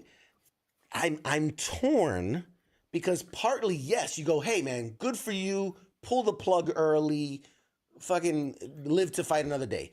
But on the same side of it, from what I'm hearing, is it wasn't even an alpha version of the game. Like, it was so, like, it was like textures and polygons and shit. You know what I mean? Like, it's very, how do you get a feel for really get a feel for a game if you're like, my triangle is going across that square and that circle keeps hitting me? Like, it's hard to get that. That doesn't make any sense then. Yeah, how do you can't, it's all about the skins. Yeah.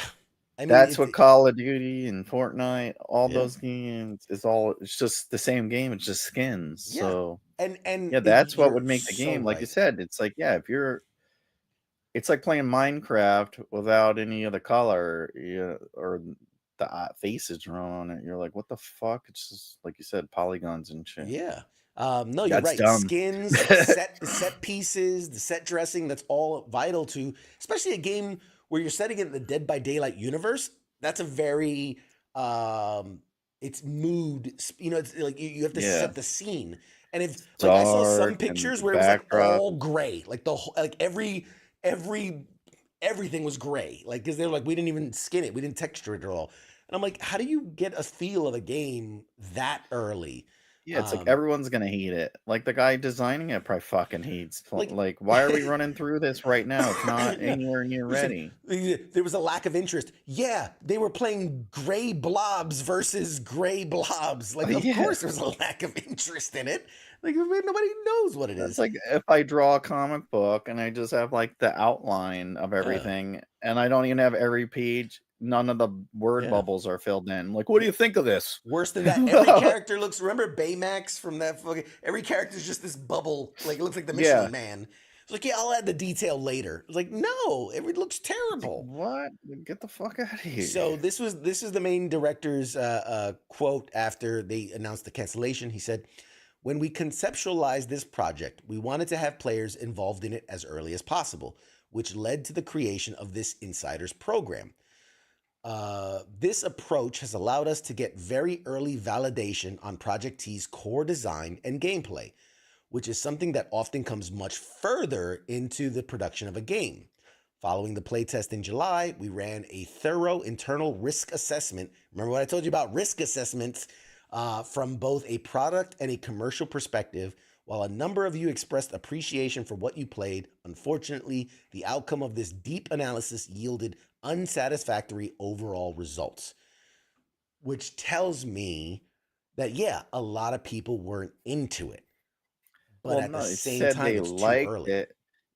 So they said the players liked it, but I'm sure they're like, there's not much here. Like, give me a background, something. But they are probably looking at it like, oh, you developed this game for 3 years and this is what you have. And then you're telling me you need another $100 million in another 5 years to make this work. Yeah. That's what pretty it much. is. It's Hey, the time. Gibson. It's probably the work they did, the time they spent, and the money they want to finish it. And they're probably like, nope. Yeah. Kimson on YouTube says, "Hey guys, how you doing? Hey, hi. Hey, So yeah, Behavior Interactive has pursued several Dead by Daylight spin-offs. Like I was telling you before, the newest one is The Casting of Frank Stone, which is developed by Supermassive Entertainment, which are the creators of the Dark Pictures anthology games. Other Dead by this is the part you're gonna love this. Other Dead by Daylight spin-offs include the very unexpected dating simulator Hooked on You, a Dead by Daylight dating sim. that's awesome. And then there's another one called What the Fog, which was given away for free this year, and a mobile version of Dead by Daylight also. So there are, like, you can see they're really trying to expand this world, which good for them. A game And that they they created started like from 10 years nothing. ago. Yeah, and they started with nothing. Yeah, it was It was very like different. literally you would wait, like we would be waiting like 45 minutes to play one round of 5 minutes a thing, and then you wait another, and you're like, Jesus Christ, Yeah. I'll pay for another server out of my own pocket. Just a little fat. We were like, yeah, it was like 2 years in, and they're like, we fired up 5 more servers, and we're like, fuck yeah, we only got to wait 20 minutes now. We got 3 more hamsters running that wheel. You get in the game, and then it glitches, and then you're fucking like banned, and you're like, God damn it. So many issues. So many issues. Oh, But good yeah. memories though. Now they have spinoffs. Scott has a good point here. Maybe they saw Concord, saw how bad it was received, and canceled it before putting any more money into it. Again, that's what worries me. Is how many times have we seen in an industry, whether it's TV, movies, games, whatever, the overcorrection, where they go, oh my God, look at, Cyberpunk, look at Concord. We better pull the plug. Like the guy comes, I've got an idea for a game. He's like, all right, run with it. And then like the next day he's like, you know what? Nope. I don't like where this is going. Cancel it. You're like, Jesus, I haven't even put pen to paper yet. How are you going to cancel the game? Well, you could stick to your guns like fucking Rockstar. Yeah, and just to take for. But that's the thing too. Like 50 years. they, We're not backing down off this one, baby. What do you I mean? Just cancel everything else. Cancel it all. It's crazy to Like, think that what? 11 years ago is when GTA 5 came out, which is crazy to think. But with Rockstar, I do think it's a shining example of like, hey, put the money in, take your time, do it right. But caveat, asterisk, that they can do that because GTA 5 is still bringing in thousands of dollars a day. Like it's pouring in money faster than they can spend it. Which is just insane. There's nothing to those games. It's crazy. They're literally It's all the crazy. same. It's all the same fucking. There's nothing to it. It's just a different skin. It's the same shit every it's fucking time. It's a different wild. skin. And it's Wild like, to what? me. They're all like, it's like the iPhone, you know, we got the Xenon 45 new graphics, you know, the X-ray ability. And you're like, what? It's the same cartoony looking shit. Like, from the other game, like, no, but now, you know, I don't know. I haven't played that game since like number 2, but did you it's just all go the on a same. tangent so long that you forgot where you started? Yeah. I'm getting old, man. My point was made. My point was made when I first said it. Listen, and somebody shared this with me today. GTA 5, the most recent GTA, came out September 17th, today, 2013. 11 years ago today. And it's good for pouring them. in money. Like, and that's the thing too. Like, Call of Duty comes out with a new game every 3 weeks. And they're spending billions of dollars. It's like you could just have Call of Duty 2 and you probably would still be making a fuck ton of money. Just keep having Snoop Dogs and, you know, shits. All you need is skins, baby. Fortnite doesn't have a new iteration. It's just skins. I'm telling you, man, that I don't know. It scares me that if GTA 5 lasted 11, dude, our grandkids are going to be playing GTA 6 still. Like, it's going to come out next year, and our grandkids will be playing They're it. not even going to make another game. They're just going to leave. They're just going to be like, we're working on it. This is exactly what's going to happen. Is that the way we look at, like, Facebook, right? Like, or our kids look at Facebook, like it's always existed. They're going to look at GTA 6. Like, there is no GTA 5. There's no GTA 7. Just GTA 6 is this thing that exists for all time. And they will just play it. It's going to be like Roblox for the next generation, you know? Minecraft. You know, where it just exists and you just play. There is no purpose. There is no start. There's no finish. You just live. You just live. It's going to be the remember when Meta was like, you're all going to live in the fucking metaverse and shop and work in the metaverse. Like, that's going to be GTA 6. It's like people are going to have jobs where they clock in on GTA 6 on the servers. And like, I got to double shift at the fucking Java Bean and clock in, making your fucking frappuccinos and shit. Oh, man. Oh, God. It's going to be crazy. It costs you $12,000. Phil says Rockstar has a timeline like Marvel, 20 games and 30 DLCs. I mean, yeah, pretty much. Yeah, pretty much. Oh man, people that's play crazy. it. You know, Jim says tomorrow's National Cheeseburger Day. Just a heads up. Oh, thank you. Good to know. When did that become a fucking thing, man? I don't know. Like, careful, you're starting to sound like an old man. You're starting to sound like a grumpy old man. Every day is national. It's like, okay, who's sponsoring these? When can it just be National Day? Tomorrow's just National Day. No, because it's a Tuesday. It's a Wednesday. Yeah, it's consumerism at its finest. It's like capitalist, baby. Capitalist agenda. Fucking little kids in Iraq aren't like, today's National Hot Dog Day. Fair enough. Like, so much money we have. Again, what a great country. National meaning of this nation, not worldwide. Just an excuse for fucking us to be fat and spend money. When's National Eat Like a Fat Ass Day? That's What do my you guess. mean? Why do you have 36 donuts? It's fucking National Donut Day, you National fucking. Donut What are you, Day, a man. commie? Yeah, man. You Go back support to the Reds? Russia.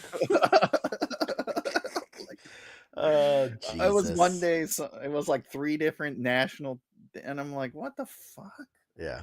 The best is when they start doubling up and tripling up. Where you're That's like, what I meant. Like one day it was like 3 different national things. I was like, why are you how do we wearing have green? 3? It's National Tree Day. No, it's fucking National Punch Your Best Friend in the Face Day. Like, what? All right, whatever. Fuck it, man. So stupid. Ride with it. Let's see what else we got. So that was the Dead by Daylight news. Which now, after all that, I want to try the dating sim. I want to try the Dead by Daylight dating sim. Fucking funny. I was mean, gonna play it the other day, but I had to like update it. It was like 30 gigs, and I'm Yes, like, I didn't have the time. at the time, I and was you like, gotta launch a Jesus match. Christ with these updates. You gotta Get plan. PTSD from Call of Duty. Like, You gotta fuck, I don't got 3 plan. days to download this You gotta shit. go. Okay, are we doing anything Saturday? Okay, I'm gonna block it. I'm gonna launch the game now to do all the updates, Yeah, and then all start a 80 match so that I can match with someone and play on Saturday. You We guys gotta ready? plan this shit We're ahead. gonna play Saturday. I'm gonna start it up on Wednesday. Yeah. Now I'm curious. Hooked on You. Let's see. Hooked on You. DBD. I'm curious because this is like, there's gotta. Wow. Is it on Game Wow. Pass? Welcome to Murderer's Island. Your companions, 4 dead, sexy killers who, underneath their murderous exteriors, just want a little romance. Flirt your way into their hearts, uncovering dark twists along the way. Will you find true love, forge friendships, or get hacked to pieces? Only you can decide. Oh Who's man. the Can you play as all the characters? I think you're trying to So like date you're like either. sitting there as Jason No. So Voorhees, so like you trying to are matchmake. no. That's the game I want to play. You are you, and you're trying to swoon either the trapper, the Michael huntress, Myers. the wraith, or the spirit. You know what I'm really into? Chainsaws. Really into chainsaws right now. Is And that dude, they're all in like chain lube you're wearing? swimsuits and bikinis. Oh wow. Oh, wow. This is incredible. Get drawn into a choice driven dating sim where your Dead by Daylight fantasies can finally come true. Order a tropical cocktail, take a long sip, and quench that thirst. This is real. And This that is got all approved like real. that. They're over like, fuck the PvP game. It's the dating game. That's where the Dating money is, sims. the dating That's where the money game. is. Oh, man. Does this cost This is money? you gotta think too, aren't they? They're like a European developer. Like that shit's big over there. You got all those like Yeah. weird like Germans It's and $10. Russians and shit. $10. It's like $10. it's like 50 rubles. Oh man. Oh You're dude. buying it now. He's like, fuck, what's that Fuck. card? Yeah. Let me Download get it my now. credit card real quick. No, chats aren't working. I man. don't know why. I don't have power to download this game real quick. Just got on. Hey, Captain Wayne, what's up? Magic the Gathering is getting bonkers? All right, tell me about it. Tell me about it. I was hardcore into MTG. All right. I was crazy about some MTG back in the day. But yeah, that's a long time ago. Let's see. What else? Did you watch the they've released the final trailer for the Venom movie? Did you watch that? God. I just So there's like rumors It that hurts. they're gonna bring in the all black sword. The It was in the Necrosword? Thor movie. Yeah. The Necrosword. Because in the comics that was his that was his weapon. Well, It's just wishful thinking. They haven't read the comic books, people. yeah. They have not read the fucking comic books. You can tell if you've ever watched any of the movies. Any of the Sony movies. You can I tell didn't even watch part 2. Like, it's so bad. I didn't watch part 2. I only It's watched the so trailer, bad. and that was enough for me to know It's there's no so Necro bad. Sword coming. They have no idea who Noel is. They just threw him in there because they're like, Yeah. we need somebody else.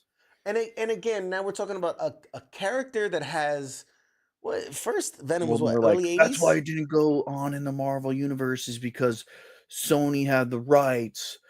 And it's like, no. No. Those guys are fucking just trying to get that cash. Cocaine is expensive. So Underestimate how much it costs. realistically, a character like Venom was what, early 80s, right? Early 80s is when he's introduced, which Yeah. relatively new when you consider some of these characters come from like the 30s. It was Lethal Protector. Leader Was like Protector. his big fucking break. Yes, but And that was like 92 or something. again, here's my point. As a character from the 80s, so that gives us damn near 40 years of material. And they're Same gonna amount of time as pull Deadpool. Too. they're gonna pull Null, which came out like 3 years ago. Yeah. You know what I mean? Like, don't you think? Don't get me wrong. The characters. I mean, first of all, we know they're gonna butcher it because they butcher every character. Yeah, But they the butchered character's Carnage, awesome. the greatest character ever. The character of Null is phenomenal, and they are going to shit all over it and ruin it for the comic books. But again, I just can't. I think it's fun. I read the things because I like the fan speculation. It's like, God, I wish I was that optimistic. It's Give him too much credit. And yeah. it's like, who's playing it? Who the fuck's playing Null? Fucking Kevin Hart. The rumor is it's going to be Norman Reedus, but I don't think it will Rock. be. I don't think it will be. That's the rumors that it's Norman Reedus. I don't think he'll do that.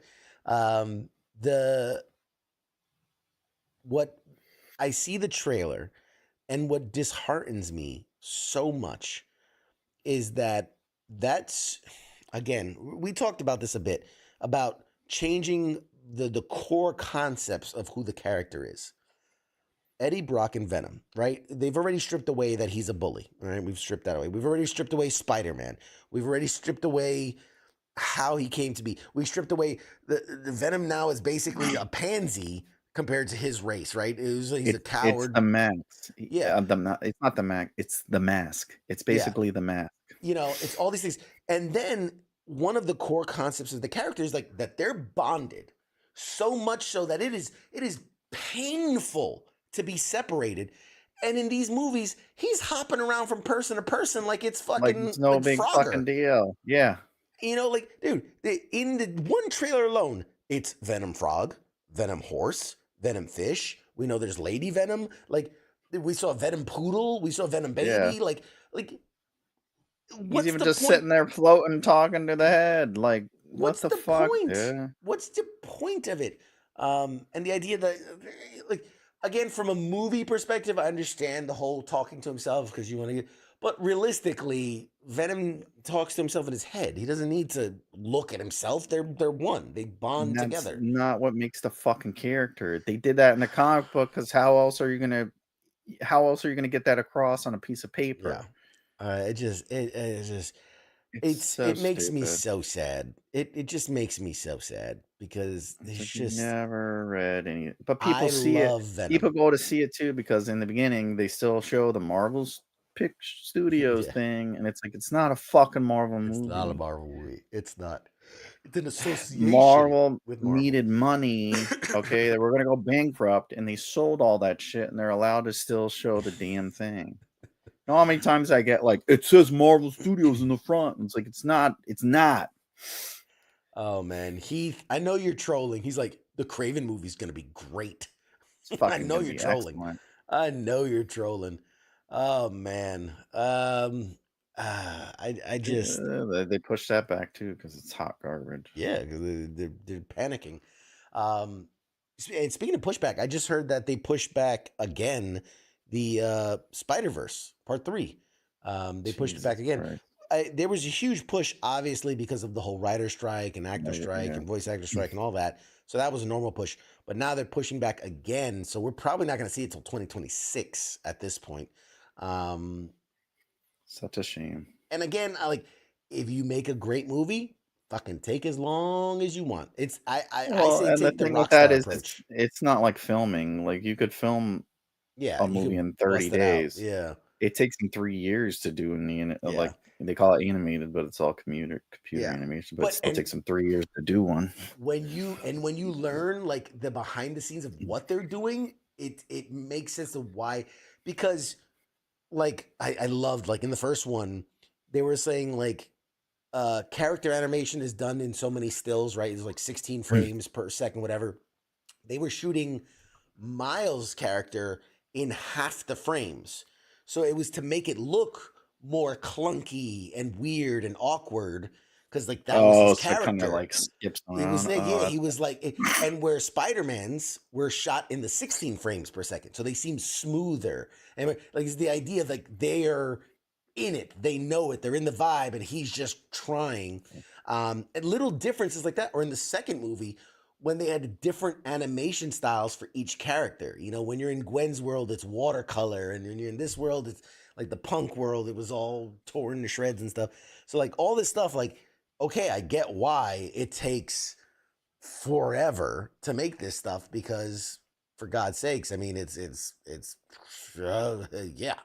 that's a lot of it's a lot of work. It's a lot of work, a lot of work. Most people do not make a lot of money. Captain Wayne, it was smoother because of all the spandex. Yeah, clever. Oh, here's one I'm really excited about.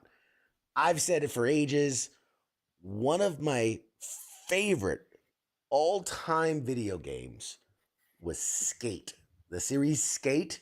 Like Tony Hawk, don't get me wrong, it set a precedent, it created a whole genre, but Skate to me nailed skateboarding. It was so good. And at long last, they're rebooting the Skate franchise, and EA just announced that there's going to be an early access release window, and it's coming soon. So back in 2020, EA and a new studio called Full Circle revealed that they were rebooting the franchise. It was going to be called Skate. It's technically Skate 4, but they're just calling it Skate. Since that time, the development team behind the project has continued to provide routine updates on its status and has even made it playable in a closed testing phase. So now EA said it's ready to finally put it in front of users, in front of the light of day, some point in the coming year. It was announced on X today that EA revealed that Skate is set to launch fully in 2025, next year. So we're going to get Skate next year. This initial release will only be in early access, as Full Circle will then build out the rest of the Skate game by garnering feedback from the game's community. An early access launch is something that has been known about with Skate for years at this point, as Full Circle has made it apparent since the project's inception that it wants to create the title based on player feedback.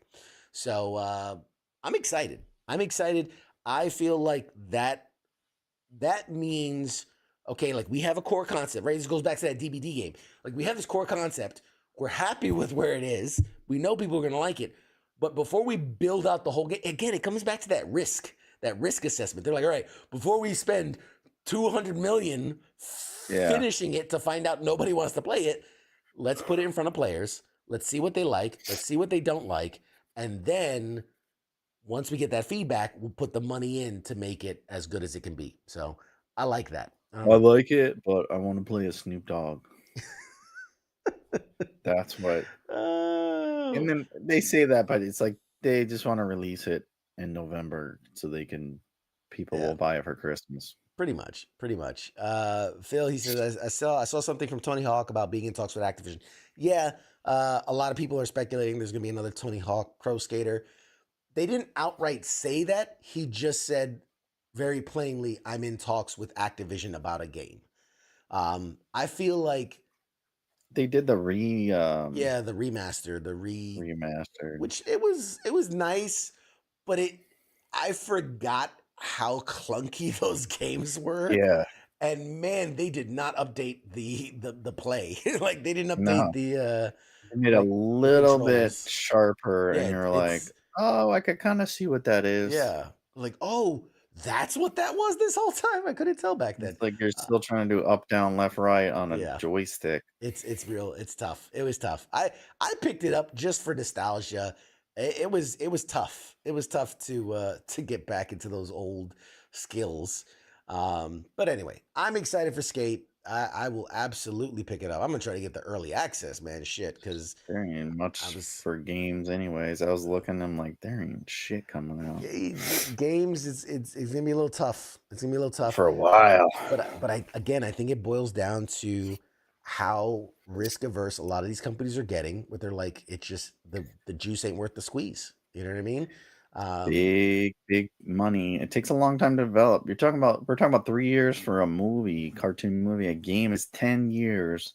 Yeah. By the time you release it, the technology you originally created it on is fucking ancient. Yep. So yeah, it's you're talking about it's There not worth are the squeeze when you can create the same game and license characters and make way more money than you would if you created a brand new game from scratch. It's true. It's absolutely true in that, like, there are games that spent 10 million, whatever it is, in their building, only to miss like the generational window, and then they have to invest like a 5 million into just upgrading the game as is, like no changes other than upscaling it so that it can Yeah. be on the next console. And then And it's yeah, like that's falls flat because it's like, yeah, it it was on feels like like a old console game, like an old generation game. Yeah, exactly. A couple more stories, and we'll shut this thing down. Watch Dogs, which is a great game from Ubisoft. The original was genre defining. The second one was man, it was all right. It was all right. The third one, when they did what was it, Watch Dogs Legion, was really great, really well done. Lots of reinvigoration into the franchise. Well, a feature film adaptation, because what would he talk about? It's the gaming gold rush for movies and TV and games. So a Watch Dogs feature film adaptation of the fan favorite Ubisoft game has wrapped production. It is done. The film stars Tom Blythe, I believe it's pronounced, Markella Kavanaugh, and Sophie Wilde. So look out for that. special appearance by Kevin Hart and The Rock. Jack Black as Jack Black. as the watchdog, as an James actual dog. James Marsden. James Marsden. Now, this is a movie that has been in development since 2015. After Holy years, shit, really? Yes. So not active development in that it was like producing and shooting, but like it was in script writing, getting directors, getting people signed, losing people, getting more people, writing another script, yada yada yada. The movie has been trapped in development hell for years. It went into active production earlier this summer with filmmaker Matthew Turi. Again, he's directing from a screenplay by Kristen LeBlanc and Victoria Bata. All these people that are so famous. Yeah. The film They're hails from making these people to do. The You do film- this movie, and then we'll let you do another. Yeah, we'll movie. finance your indie film. The film hails from New Regency and will likely be distributed. Here's the funny thing: will likely be distributed by Disney because the company New Regency was owned by 20th Century Fox, and Disney absorbed them early. It was last year, so yeah, it'll probably be released by Disney. Ubisoft made the announcement. I got to give him credit. If you know the Watch Dogs like world, the way they announced that the movie was done was really cute. It was runfilm_wrapped.exe, right? Because it's a world about hackers and stuff. So basically saying, and then they put hashtag watchdogsmovie.mp4 greater than filming. Basically saying, hey, we wrapped production of the movie. So very cute, very tongue in cheek. I like it. Clever. The Watch Dogs franchise has a broad set of different types of gameplay, ranging from shooter levels to puzzles. The result is an immersive world where the basic vibe is more important than any one story. There are 3 games from 2014 to 2020, as well as a number of tie-in novels and comics, etc. Back in 2019, there was even an animated series being developed, but that never happened. It was just another thing that got stuck. So we don't have a release window for Watch Dogs the movie, but it won't be too long. You got to figure if they've just finished production, you figure maybe December, January, February time. We maybe see this movie coming out. We'll see. It's just gonna be like the movie Hackers with Angelina Jolie, just like modern. Possibly. Just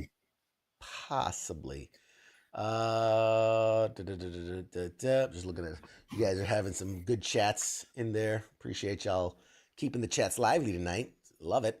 What else? Ready Player Did you One. see the guy from? He's one of the Marvel creators with Kevin Feige. He wants to create a comic. Did you see this? I don't think I did. So David Mazel, I've never heard of him before this. He was one of the guys that worked on all the Marvel MCU stuff with Kevin Feige. He had a Kickstarter because he wants to create his own comic book, and then within like whatever the first day, he raised $100,000, and he only had a $50,000 goal. But it's a graphic novel that he's creating. It's called Ecos, I guess how you say it, EKOS. Ecos. I don't know. The cover. It looks like, kind of looks like a gargoyle. Here, let me send you this. You could like look at it or share it with everyone. It looks like a gargoyle though. Riveting show right here. Let me privately message this to you so we can have an insider conversation. And but yeah, I don't know. I thought it was cool. The Kickstarter stuff is always hit or miss. Yeah, I've invested in a few. You've invested in a Yep. few. Yep. A lot of it's crap. Yeah. But once in a while, wasn't the Keanu Reeves one? Wasn't that a Kickstarter? Berserker? It might have been. I can't remember. It might have been. I think it started and then someone picked it up. Yeah. Anyway. No, here's my thing. I am in the torn category. I say this a lot, but when it comes to Kickstarter, people have these great ideas. They put it out into the world. It picks traction. It gets paid, whatever. What bothers me are when these multi-millionaires are like, I got this podcast idea, and like, I just really, what? Fucking put your own goddamn money. I didn't think of that too. Yeah, you produced whatever 15 Marvel movies as the executive producer, and you don't have $50K for a comic book you want to make. Like, I didn't think of that. That's probably hot garbage. I'm glad I didn't invest in that. He's like, you know what? I don't really like the story, but I like money. I like money. If the people like it, then I'll make a lot of money. I don't know. Probably want someone to make it into a movie. Couple. So from Heath, how's the Missing Finger graphic novel going? Better than Ecos. Updates We're not 100K on Kickstarter, but we got the page. The Kickstarter's coming. The Kickstarter's coming for the Missing Finger graphic novel. $10 goal. Yeah. Says CQ, I know you know the answer to this. Is there a Stan Lee biopic out? Or if one is planned, that would be hit theaters if done right. So there is not one out. I think there's a couple of like unauthorized documentary style ones. There's not an official one from his estate yet. I'm so sure that people are kicking around one in Hollywood. There has to be. There's no material there. For Stan Lee, the guy that created the Marvel Universe? Yeah. Okay, Boomer. What does he do? He sits behind a desk and he writes. Did you see the movie about how Wonder Woman was created? That was a fascinating movie. No, I didn't, because Wonder Woman's a terrible character. It was a shitty movie, and nobody gives a shit. No, but the story about the guy who created Wonder Woman, like he was in like this 3-way love triangle that involved BDSM and all this other stuff, and that's how. When I tell you that's how Wonder Woman came about, true story. Trust me, Stan Lee's not that interesting.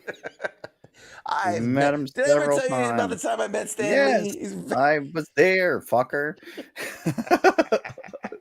Remember that guy, that crippled guy you pushed out of the way and he fell over? That was me. Oh, okay, yeah. Yeah, Man. I mean, I know a lot about Stan Lee, but it's not interesting. Listen, even like Walt Disney, it's like, yeah. He did a lot, but he's not that interesting. Like, everyone grew up poor back then. It was the fucking depression. Nobody had money. There's a war.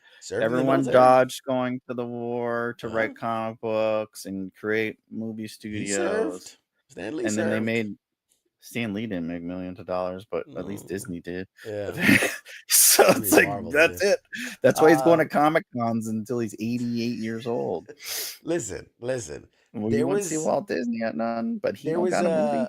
a fan made poster of like it was a fake Stan Lee biopic, but they had Bryan Cranston with like the Stanley stash because he did a movie called, I forget what it was, like The Infidel or The Insider or something like that. And Yeah. in the movie he had the shades and he looked very much like a young Stan Lee. And so somebody like edited the poster and was like, Stan Lee, the true story, the marvelous story, or whatever it was. And I was like, oh man, I would kill for a Bryan Cranston, Excelsior. Stanley say. Uh, you're getting some love from the chest. Go to sleep, Mike. You're depressing. Another one says, fire this guy. You guys are boring. It's gonna be a boring movie, and you're gonna be like, Hey. "Why is this a thing?" All right, guys, let's kickstart the Stan Lee biopic. We produced by yours truly, CQ. WTF Nation Radio presents the true Stan Hey, Lee whatever story. happened to that movie? Oh, we're still working on it. How fucked up would it be like the true Stan Lee story, and it's just me retelling the times I met Stan Yeah. Lee. Nothing about his past, Maybe just the those times. studio almost went under. They had to sell it to Sony, and then they have him appear in the movies because he needed fucking money. So they paid him to be in the fucking movies. Yeah. It's like, yeah, he created some shit, but it's like, yeah, You the got greatest stories of all time, but it's not like there's nothing spectacular there. Like, I got this idea. what about astonishing or uncanny or friendly or no Yeah. amazing? Scott, you got one, man. Scott says if you fire Mike, I'm out. Exactly. Mike's getting grumpy again. He's Throw the wrong. crayons. Oh my god! Just strike a genius. Oh, I'm gonna create a button that when I push it, it just throws crayons at you. Where it's like feed the Marine, and it's just gonna these crayons from this side of the screen, just gonna like bring, like just sprinkle, or it sprinkles from the top like a little thunderstorm of crayons. Yeah, That's better than a Stanley movie. like- He's a great guy. I'm not bashing him or anything. There's just no fucking material there for a movie. Okay, if you're into that, if you want a Stanley movie, check out the Minecraft movie. Just as interesting. Or Craven the Hunter. Oh God, you're awesome. Love it. It's like doing a CQ movie. He's got more material. At least his finger's interesting. All right, last story of the night, guys. The Last of Us, speaking of The Last of Us, wrapped up its filming for season 2. Yay! So the majority of the filming took place in Canada.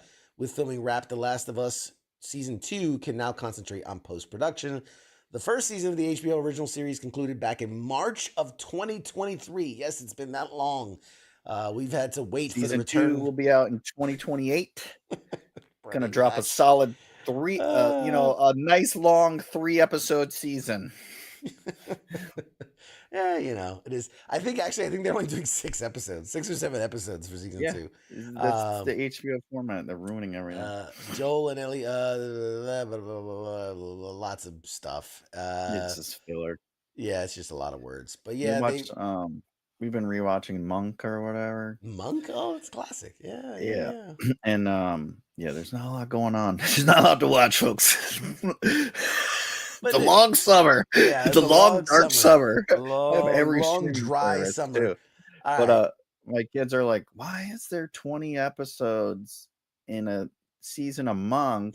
Mm-hmm. But then because Agatha's coming out, and my wife's like, Agatha's coming out, and it's like, it's only 6 episodes, and like, what? How do they do a season of 20 episodes of Monk and only 6 of Agatha? And I was like, because all the actors in Monk were that's when they used to work hard. Yeah, they used to work hard. HBO ruined it with fucking Game of Thrones. Well, that's what started that shit, because it costs so much money and takes so much time to film that series. If you want to be honest, the reason it's different is because back then companies could pay peanuts for a room full of 80 writers and have them hammering out episodes daily. They paid their actors peanuts. They didn't have to pay residuals and all these things. Yeah, they And didn't have to pay now women. Like the women worked for free. Like they were doing craft sweet services afterwards. equal rights. The minute you give these people rights, everything costs more. You get less episodes. You want That's fair just the way it is. wages. That is true. Yeah, That's a lot. they're of like, I'm contractually obligated to pay Monk. That's why you haven't seen the Tony Schlob. I don't know what to say his last name. Schloob. You haven't seen him in shit outside of Monk in 50 years. It's because like that's Dude, his contract said that's the only role he'll ever play for the rest of his life. Did you see? He won a bunch of awards for. He was in the Marvelous Miss Maisel. He was the father of. He won a ton of awards for that. I think he's a great actor. I still love him in fucking. What's the space one? The parody of Star Trek. With Tim Allen. Fuck, what's it called? Galaxy Quest. Galaxy Quest. Yes. Great underrated movie. That was a really great movie. Really great movie. Yeah, my wife was actually she never seen Monk. I used to watch it on TV. Yeah, that's so fucking old.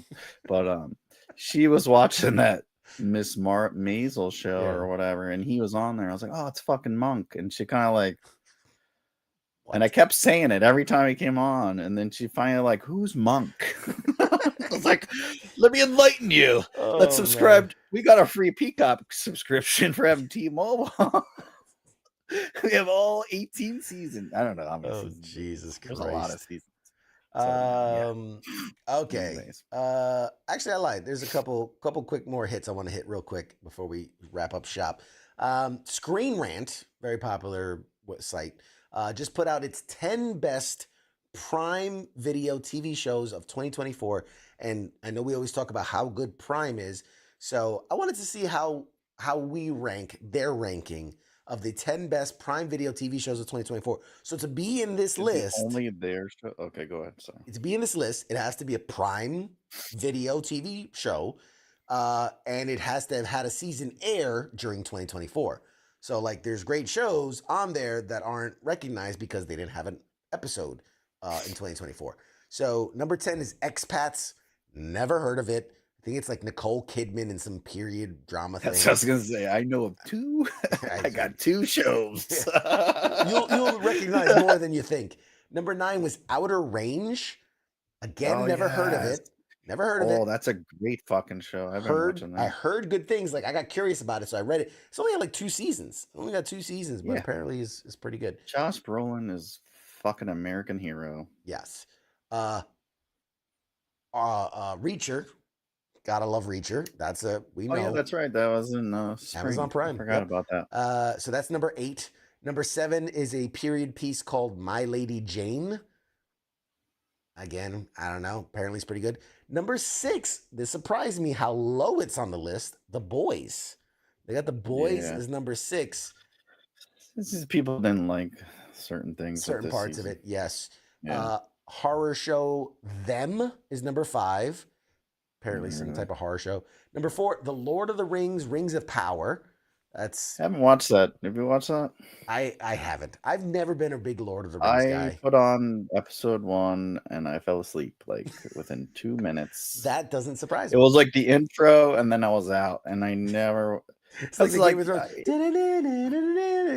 I watched them. I've read the Hobbit, which is all right. Everyone like, oh, this is great. But then I watched the movies. It's like it's just so boring. Was it Kevin Smith in one of his movies? The guy did a big.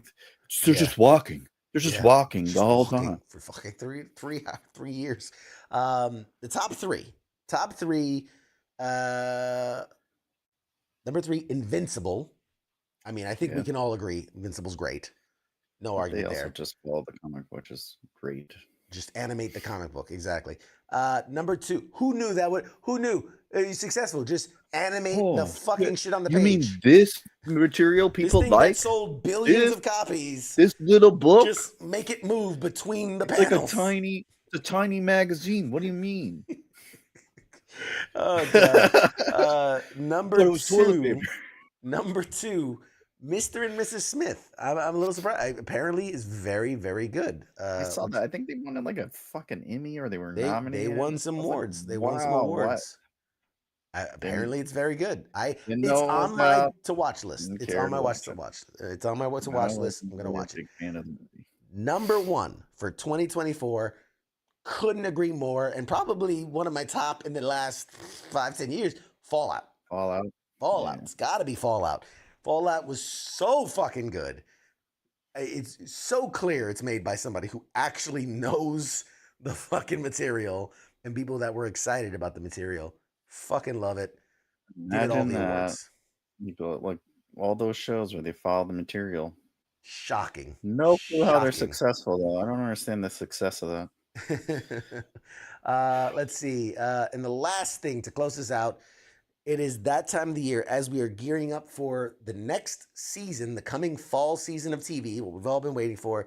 It's also time to say goodbye to some things because with the coming of the new is the going of the old. So the axe has fallen on numerous broadcast television and streaming shows this year, including, but not limited to, action fantasy American born Chinese, which was canceled at Disney Plus after just one season.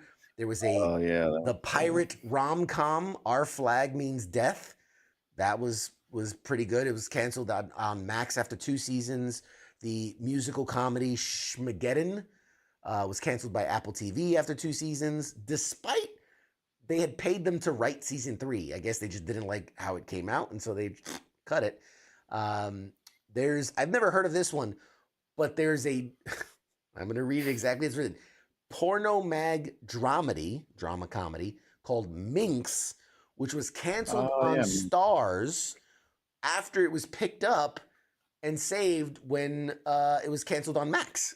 So it streamed one season on Max, got canceled, got picked up by Stars, did a second season, and now it's canceled on Stars. Your shit's bad if Stars is like, Stars is like, we'll nah, pass. can't After make we it. paid for it, Stars is like, they Let's only see. have 4 shows they make. Several series are saying goodbye this year as well on their own terms, including Tom Selleck's long-running police family drama, Blue Bloods, which is bowing out after 14 seasons. Shit, what's Donnie Wahlberg gonna do now? Taylor Sheridan's hit contemporary western Yellowstone, set to end when it airs its final episodes of season 5 in November on Paramount Network, while also launching new spin-offs, because obviously that's like the thing. You got a spin-off of other spin-offs. Other shows previously announced to be saying goodbye after their next seasons are, let's see, Cobra Kai. We knew Cobra Kai was ending. Good Omens, which if you know the show, you know the I show. like that show. Michael, they do funny YouTube Yes. or reels. So interesting. You might want to read into this afterwards. They're in the midst of the 3rd and final season. They've shut down production because there are some allegations coming out that are not favorable. So they've literally shut down production of season 3. So we'll see what shakes with that. The Handmaid's Tale's ending, Outlander, Stranger Things, and that creepy that stalker show You. That's another one that's ending. Yeah. So there's quite a number of shows. That show's finally ending. Yeah, there are quite a few shows that are finally kind of wrapping things up. So hopefully we'll see some. So What We Do in the Shadows is ending. Really? Yeah, they're gonna end that show. There's a number of shows that are kind of setting off into the sunset. So we'll see. There's actually a much longer list. I kind of just picked and chose from the ones that you thought were more prominent, but yeah, there's cuts across the board, dude. Apple, Peacock, Netflix, everybody's just dropping shows left and right. So we'll Apple see. Apple shows though, like they kind of suck. Like everyone, like they always get these high praise, and it's like every time I watch, it's like so fucking boring. I mean, you gotta be specific because I've seen like at least 5 or 6 shows on Apple that I was like, man, that's fucking good. Shows like Out of like Silo. 30, they don't have a lot, but it's No, like they've got a handful. Yeah, Silo is really good. That's coming out. Second season's coming out soon. Sunny, which just finished, or it's soon to be wrapping up its first season. I liked, but I'm into that kind of sci-fi, weird, like drama-dramedy kind of thing. What was the other one that I saw that was really good? There's the one like where Can't think of it. what is it? It's like a moon. They go to the moon or whatever. Fuck, what is that called? Go to the I moon. started watching it, but it was pretty good. They go to Mars or something instead of the moon. But it's like back in the 60s and shit. It's on Apple. I was gonna say, is that with that's not the one with Scarlett Johansson? No. No. It's Is like that nobody something? ever heard of. Yeah. It's one of their popular shows. But they, Severance. like, Dude, have you watched Severance? I really like Severance. That's a real mindfuck of a show. I saw there's Presumed Innocence, which I wanted to watch because I like the Gyllenhaals, but You it like the looks boring. Gyllenhaals. You love the Gyllenhaals. Dark Matter, everyone says is good. I didn't watch it. Slow Horses, I heard was good. I wanted to watch that. I'll tell you right now. So these are shows that me and the old lady, like, we love to, for whatever I reason, watched like Sugar. I tried to watch. It was Sugar. boring. Masters of the Air. Masters of the Air was Masters of good. the Air. Oh yeah, that was. But they started for HBO, but HBO didn't want to pay them. Yeah. Let's see. Fuck the Vince Vaughn show that's out now. It's kind of boring. Yeah, For All Mankind. That's For All For All Mankind. That was pretty good. Mankind. Yeah. I like that. Yeah, Bad Monkey, which is the new Vince Vaughn one. I'm trying to get into it, and I'm struggling. It's hard, yeah. But dude, Ted Lasso, you can't That was like go their wrong. first show. Like they had Ted Lasso and then the morning show. The morning show. I like the morning show. They did Manhunt, which was good. And then they got some good stuff, man. They got some good stuff. The guy, what's the guy from the fucking not the Huntsman. The is it the Huntsman? That English. Oh shit. You're doing great. He did a movie, Blackbird. That was a fucking excellent show. That was really good. That was really good. I enjoyed Blackbird. Monarch, I haven't seen yet, but I've heard really good things about Monarch. It's like, I don't know. I had high hopes, but it's nothing. No. Mythic Quest is supposed to be really good. Shrinking's supposed to be really good. They make it seem funnier than it is. I watched like the first season of Mythic Quest, and I was like, Severance, man. I highly recommend. I mean, if you like those good? Like really good like mindfuck shows, man, Severance is really good. I like those. What about Shrinking? Did you ever watch that? I'm not big on Harrison Ford anymore. He's kind of like me. He's old me. Yeah, he's old and cranky. So here's the thing with Shrinking. I enjoyed it for what it was. Is it great? No, but it was decent. But it literally, his character is basically just old man Harrison Ford. So I felt like every scene they were just like, all right, Harrison, come in here and just act natural. He's like, I don't want to be here. Basically, like every episode, he's just like,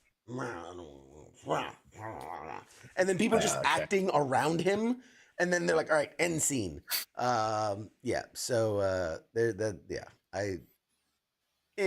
right. It's all right.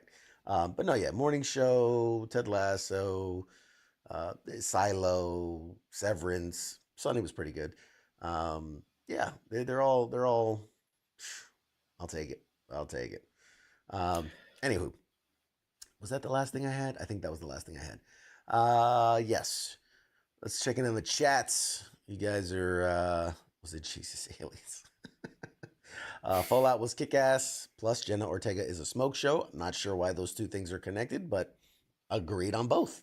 Whatever happened to Dark Matter? Yeah, wasn't in that. Whatever happened to Dark Matter? I don't know.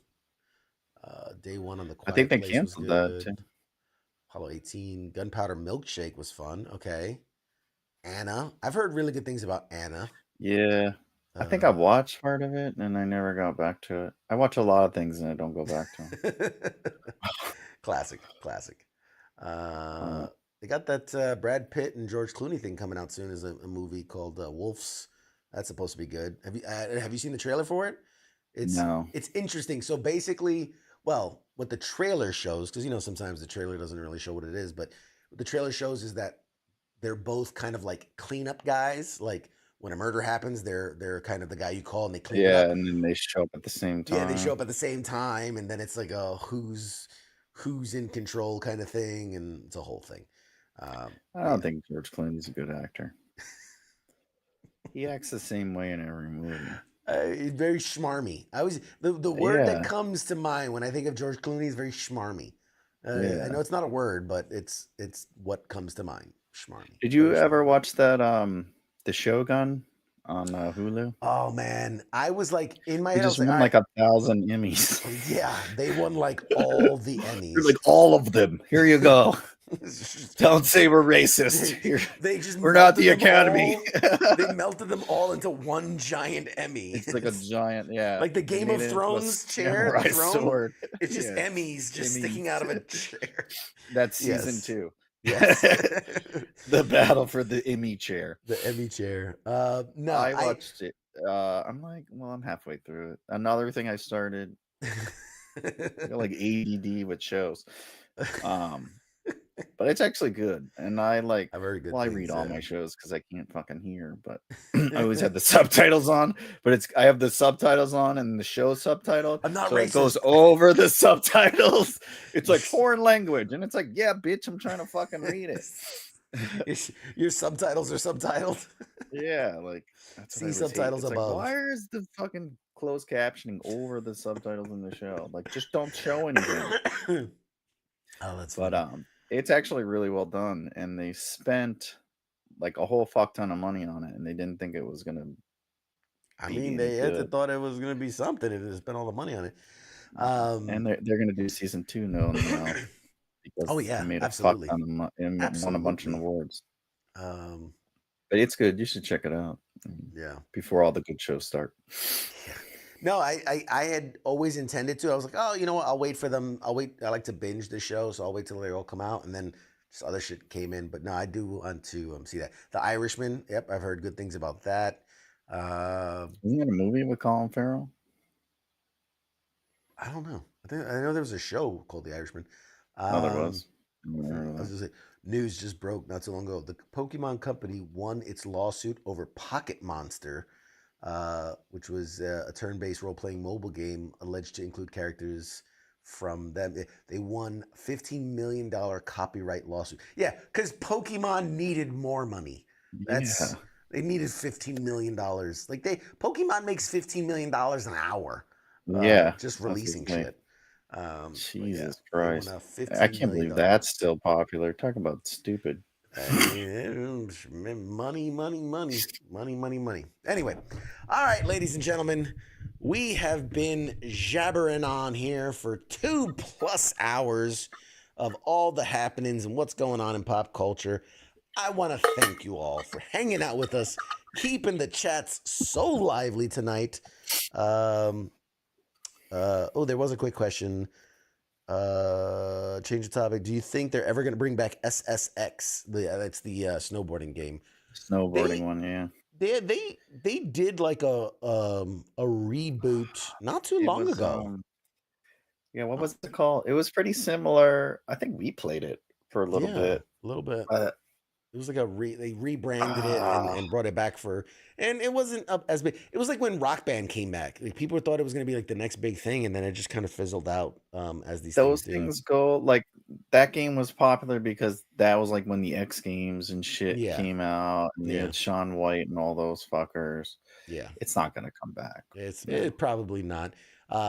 They just announced a game that struck me from like my childhood. I don't know if people remember Jet Set Radio or Jet Set Future. It was this wild concept of like, it was like Japanese inspired, but like they're graffiti artists, but they're on rollerblades, and you're like grinding and then tagging, and like it was just wild game. Wild game. And a company, I guess, bought the rights, and they're gonna try to like bring that franchise back, but in like a new, fun, interesting way. That one, another one from the Crazy Taxi. Who remembers Crazy Taxi? That shit was awesome. They did already. They brought back Crazy Taxi. I mean, it's out. It's available. And I don't even think it's much. I think it's like $15. But it's like a reskinned, updated Crazy Taxi. You just driving a taxi, doing flips and shit, and dropping off passengers. But I saw what is it? I think it's a mobile game. I don't know. I play it at like Dave and Buster's. The game with the bird. How's it called? Like Flappy Bird? Flappy Bird. They're coming out with that. Yeah. New ideas are too expensive. Just fucking copy some old shit and hope nostalgia People wins. play it. Yeah. People play it. Alrighty. So for all of our faithfuls, for all of our new people that might be joining us for the first time on the TikToks and Instagrams and things, let's take a look around what we got going on here at WTF Nation Radio. You've got us right here, Tuesday night, CQ, Mad Mike, Pop Culture Start Warrior. of the week. Everyone knows the week starts on Tuesday. Everyone knows starting on Tuesday. That's what we do. Tomorrow, Wednesday, we've got the Smoke Pit with Radar and TZ. Thursday, Sergeant's Time with Ice and Spanky. Ice is back and better than ever. Friday, every other Friday, this is an off Friday. The next Friday will be on FTX, Friday Night Tabletop Exercise. Saturdays, weekend co-ops with Nemo. The Sundays is the sports bar with King and Coach. And if I do say so myself, we have our WTF Nation Radio Listeners League. And, I might be 2-0. I might be 2-0 in the Listeners League, You might want to keep an eye out for your boy because I'm coming for the crown, baby. This is my year. Mad Mike, how you feeling? Come back. Just replay this same episode this clip last year. Mm-hmm. Mm-hmm. And then go forward 3 more episodes when CQ refuses to talk about fantasy football anymore. First of all, last year I sucked out the gate. The same I lost shit the first every couple year. I games. was like, I'm so great. And then it's like, what's fantasy football? I don't fucking play fantasy football. You gotta live in the moment, baby. Tennis season. It's tennis season. Everybody knows this is lacrosse season, okay? It's fucking lacrosse season. Pickleball. Pickleball World Tour is out now. Who cares about football? You laugh, but I picked up Pickleball World Tour on Xbox. Dude, I was watching Fires. If you have a Fire Stick, they have like free TV, and they have a fucking pickleball channel. And I was left it on, and I went to go to the bathroom, and I came back, and I was watching it, let me see what pickleballs like. I don't know how to play it. It's and then very popular right now. My kid came in, and we were watching the grand tournament, the World Series, and then I was like, all right, you gotta go to bed. And she's like, let me know who wins. So we watched it for 10 minutes. Oh man, that's so good. What the fuck? That's so good. So yeah, fantasy football. And Monday edition with Ice and Massey. They were back last night and they were giving it real good. So yeah, that's what we got around the. Not anything next week. It was just us. Nothing to announce just yet. Possibly. There's things in the works. There's things cooking. Possibly. But all right, ladies and gentlemen, thank you so much to all of you amazing people that hung out, tuned in, watched. I love you all. You guys are great. You're the best. And you're really, really good. You're the best fans. You're the greatest best fans. Viewers, listeners, the all greatest across fans the internet of all time. Really, really good. You're welcome. Appreciate it if you don't shoot at me anymore. I served all the world's problems. I saved everyone. You're welcome. It was all me. I'm the greatest. I'm your host, CQ. He's a nobody. He doesn't matter. They call him Mad Mike. But he's a really, really good guy, but he doesn't matter. Doesn't matter. He's Mad Mike. God, I really got to work on my Trump impression. All right. Really. We don't do impressions. No, we're fucking here. You get what you get. You get what you get. You get exactly what you paid for. And if you want refunds, just line up around the block. We'll get the joke. It doesn't matter. We don't have to church it up for him. Get the base, bottom of the barrel. That's what we give you here. Oh, God. Love it. All right, guys. Hey, this has been fun as always. Thank you to Mad Mike who joined us tonight whenever he fucking feels like it. Thank you to in the contract. Thank you to none of our guests who came on tonight and all the people that will never be on this show. Welcome TikToks. Welcome to the TikTok. Shout out the TikToks. A lot of people joined and said hey in there, man. I appreciate y'all. Same with the Instagram folks. We're always evolving. We're growing. We're trying new things. Next? Someone else develop another social media thing, and we'll be there too. Next week on Grinder, live on Grinder. This isn't what I signed up for. We probably do good on Grinder, honestly. I mean, the people on TikTok are like, well, they were talking about stretching buttholes in the first. They thought they were muted, and they were talking about stretching buttholes. I just imagine us on Feed Finder, and it's just like it's like my foot and your foot having this conversation. So what you think about cameras under our desks? Like you got your Feet Finder camera on. Yeah, like, I think I can set that up and put a camera right here and just point it at my feet. Why are they always shaking? Like, I don't know. Because we're making our feet talk. You're so stupid.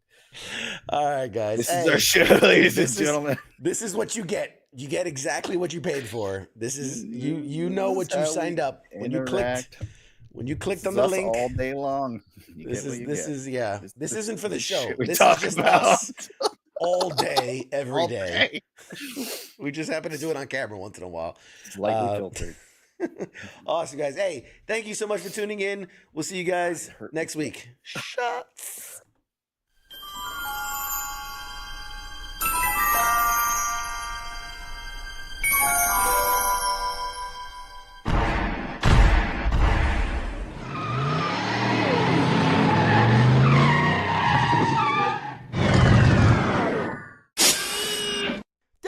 Doc! Oh, no! We're too late! We missed it!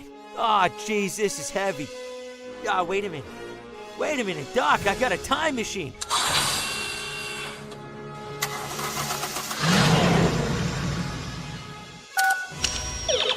I'm just gonna punch in the coordinates. Pop Culture Warrior, Tuesday night, 8 p.m. Eastern Standard Time on W.T.F. Nation Radio. Now crank this bad boy up to 88 miles per hour.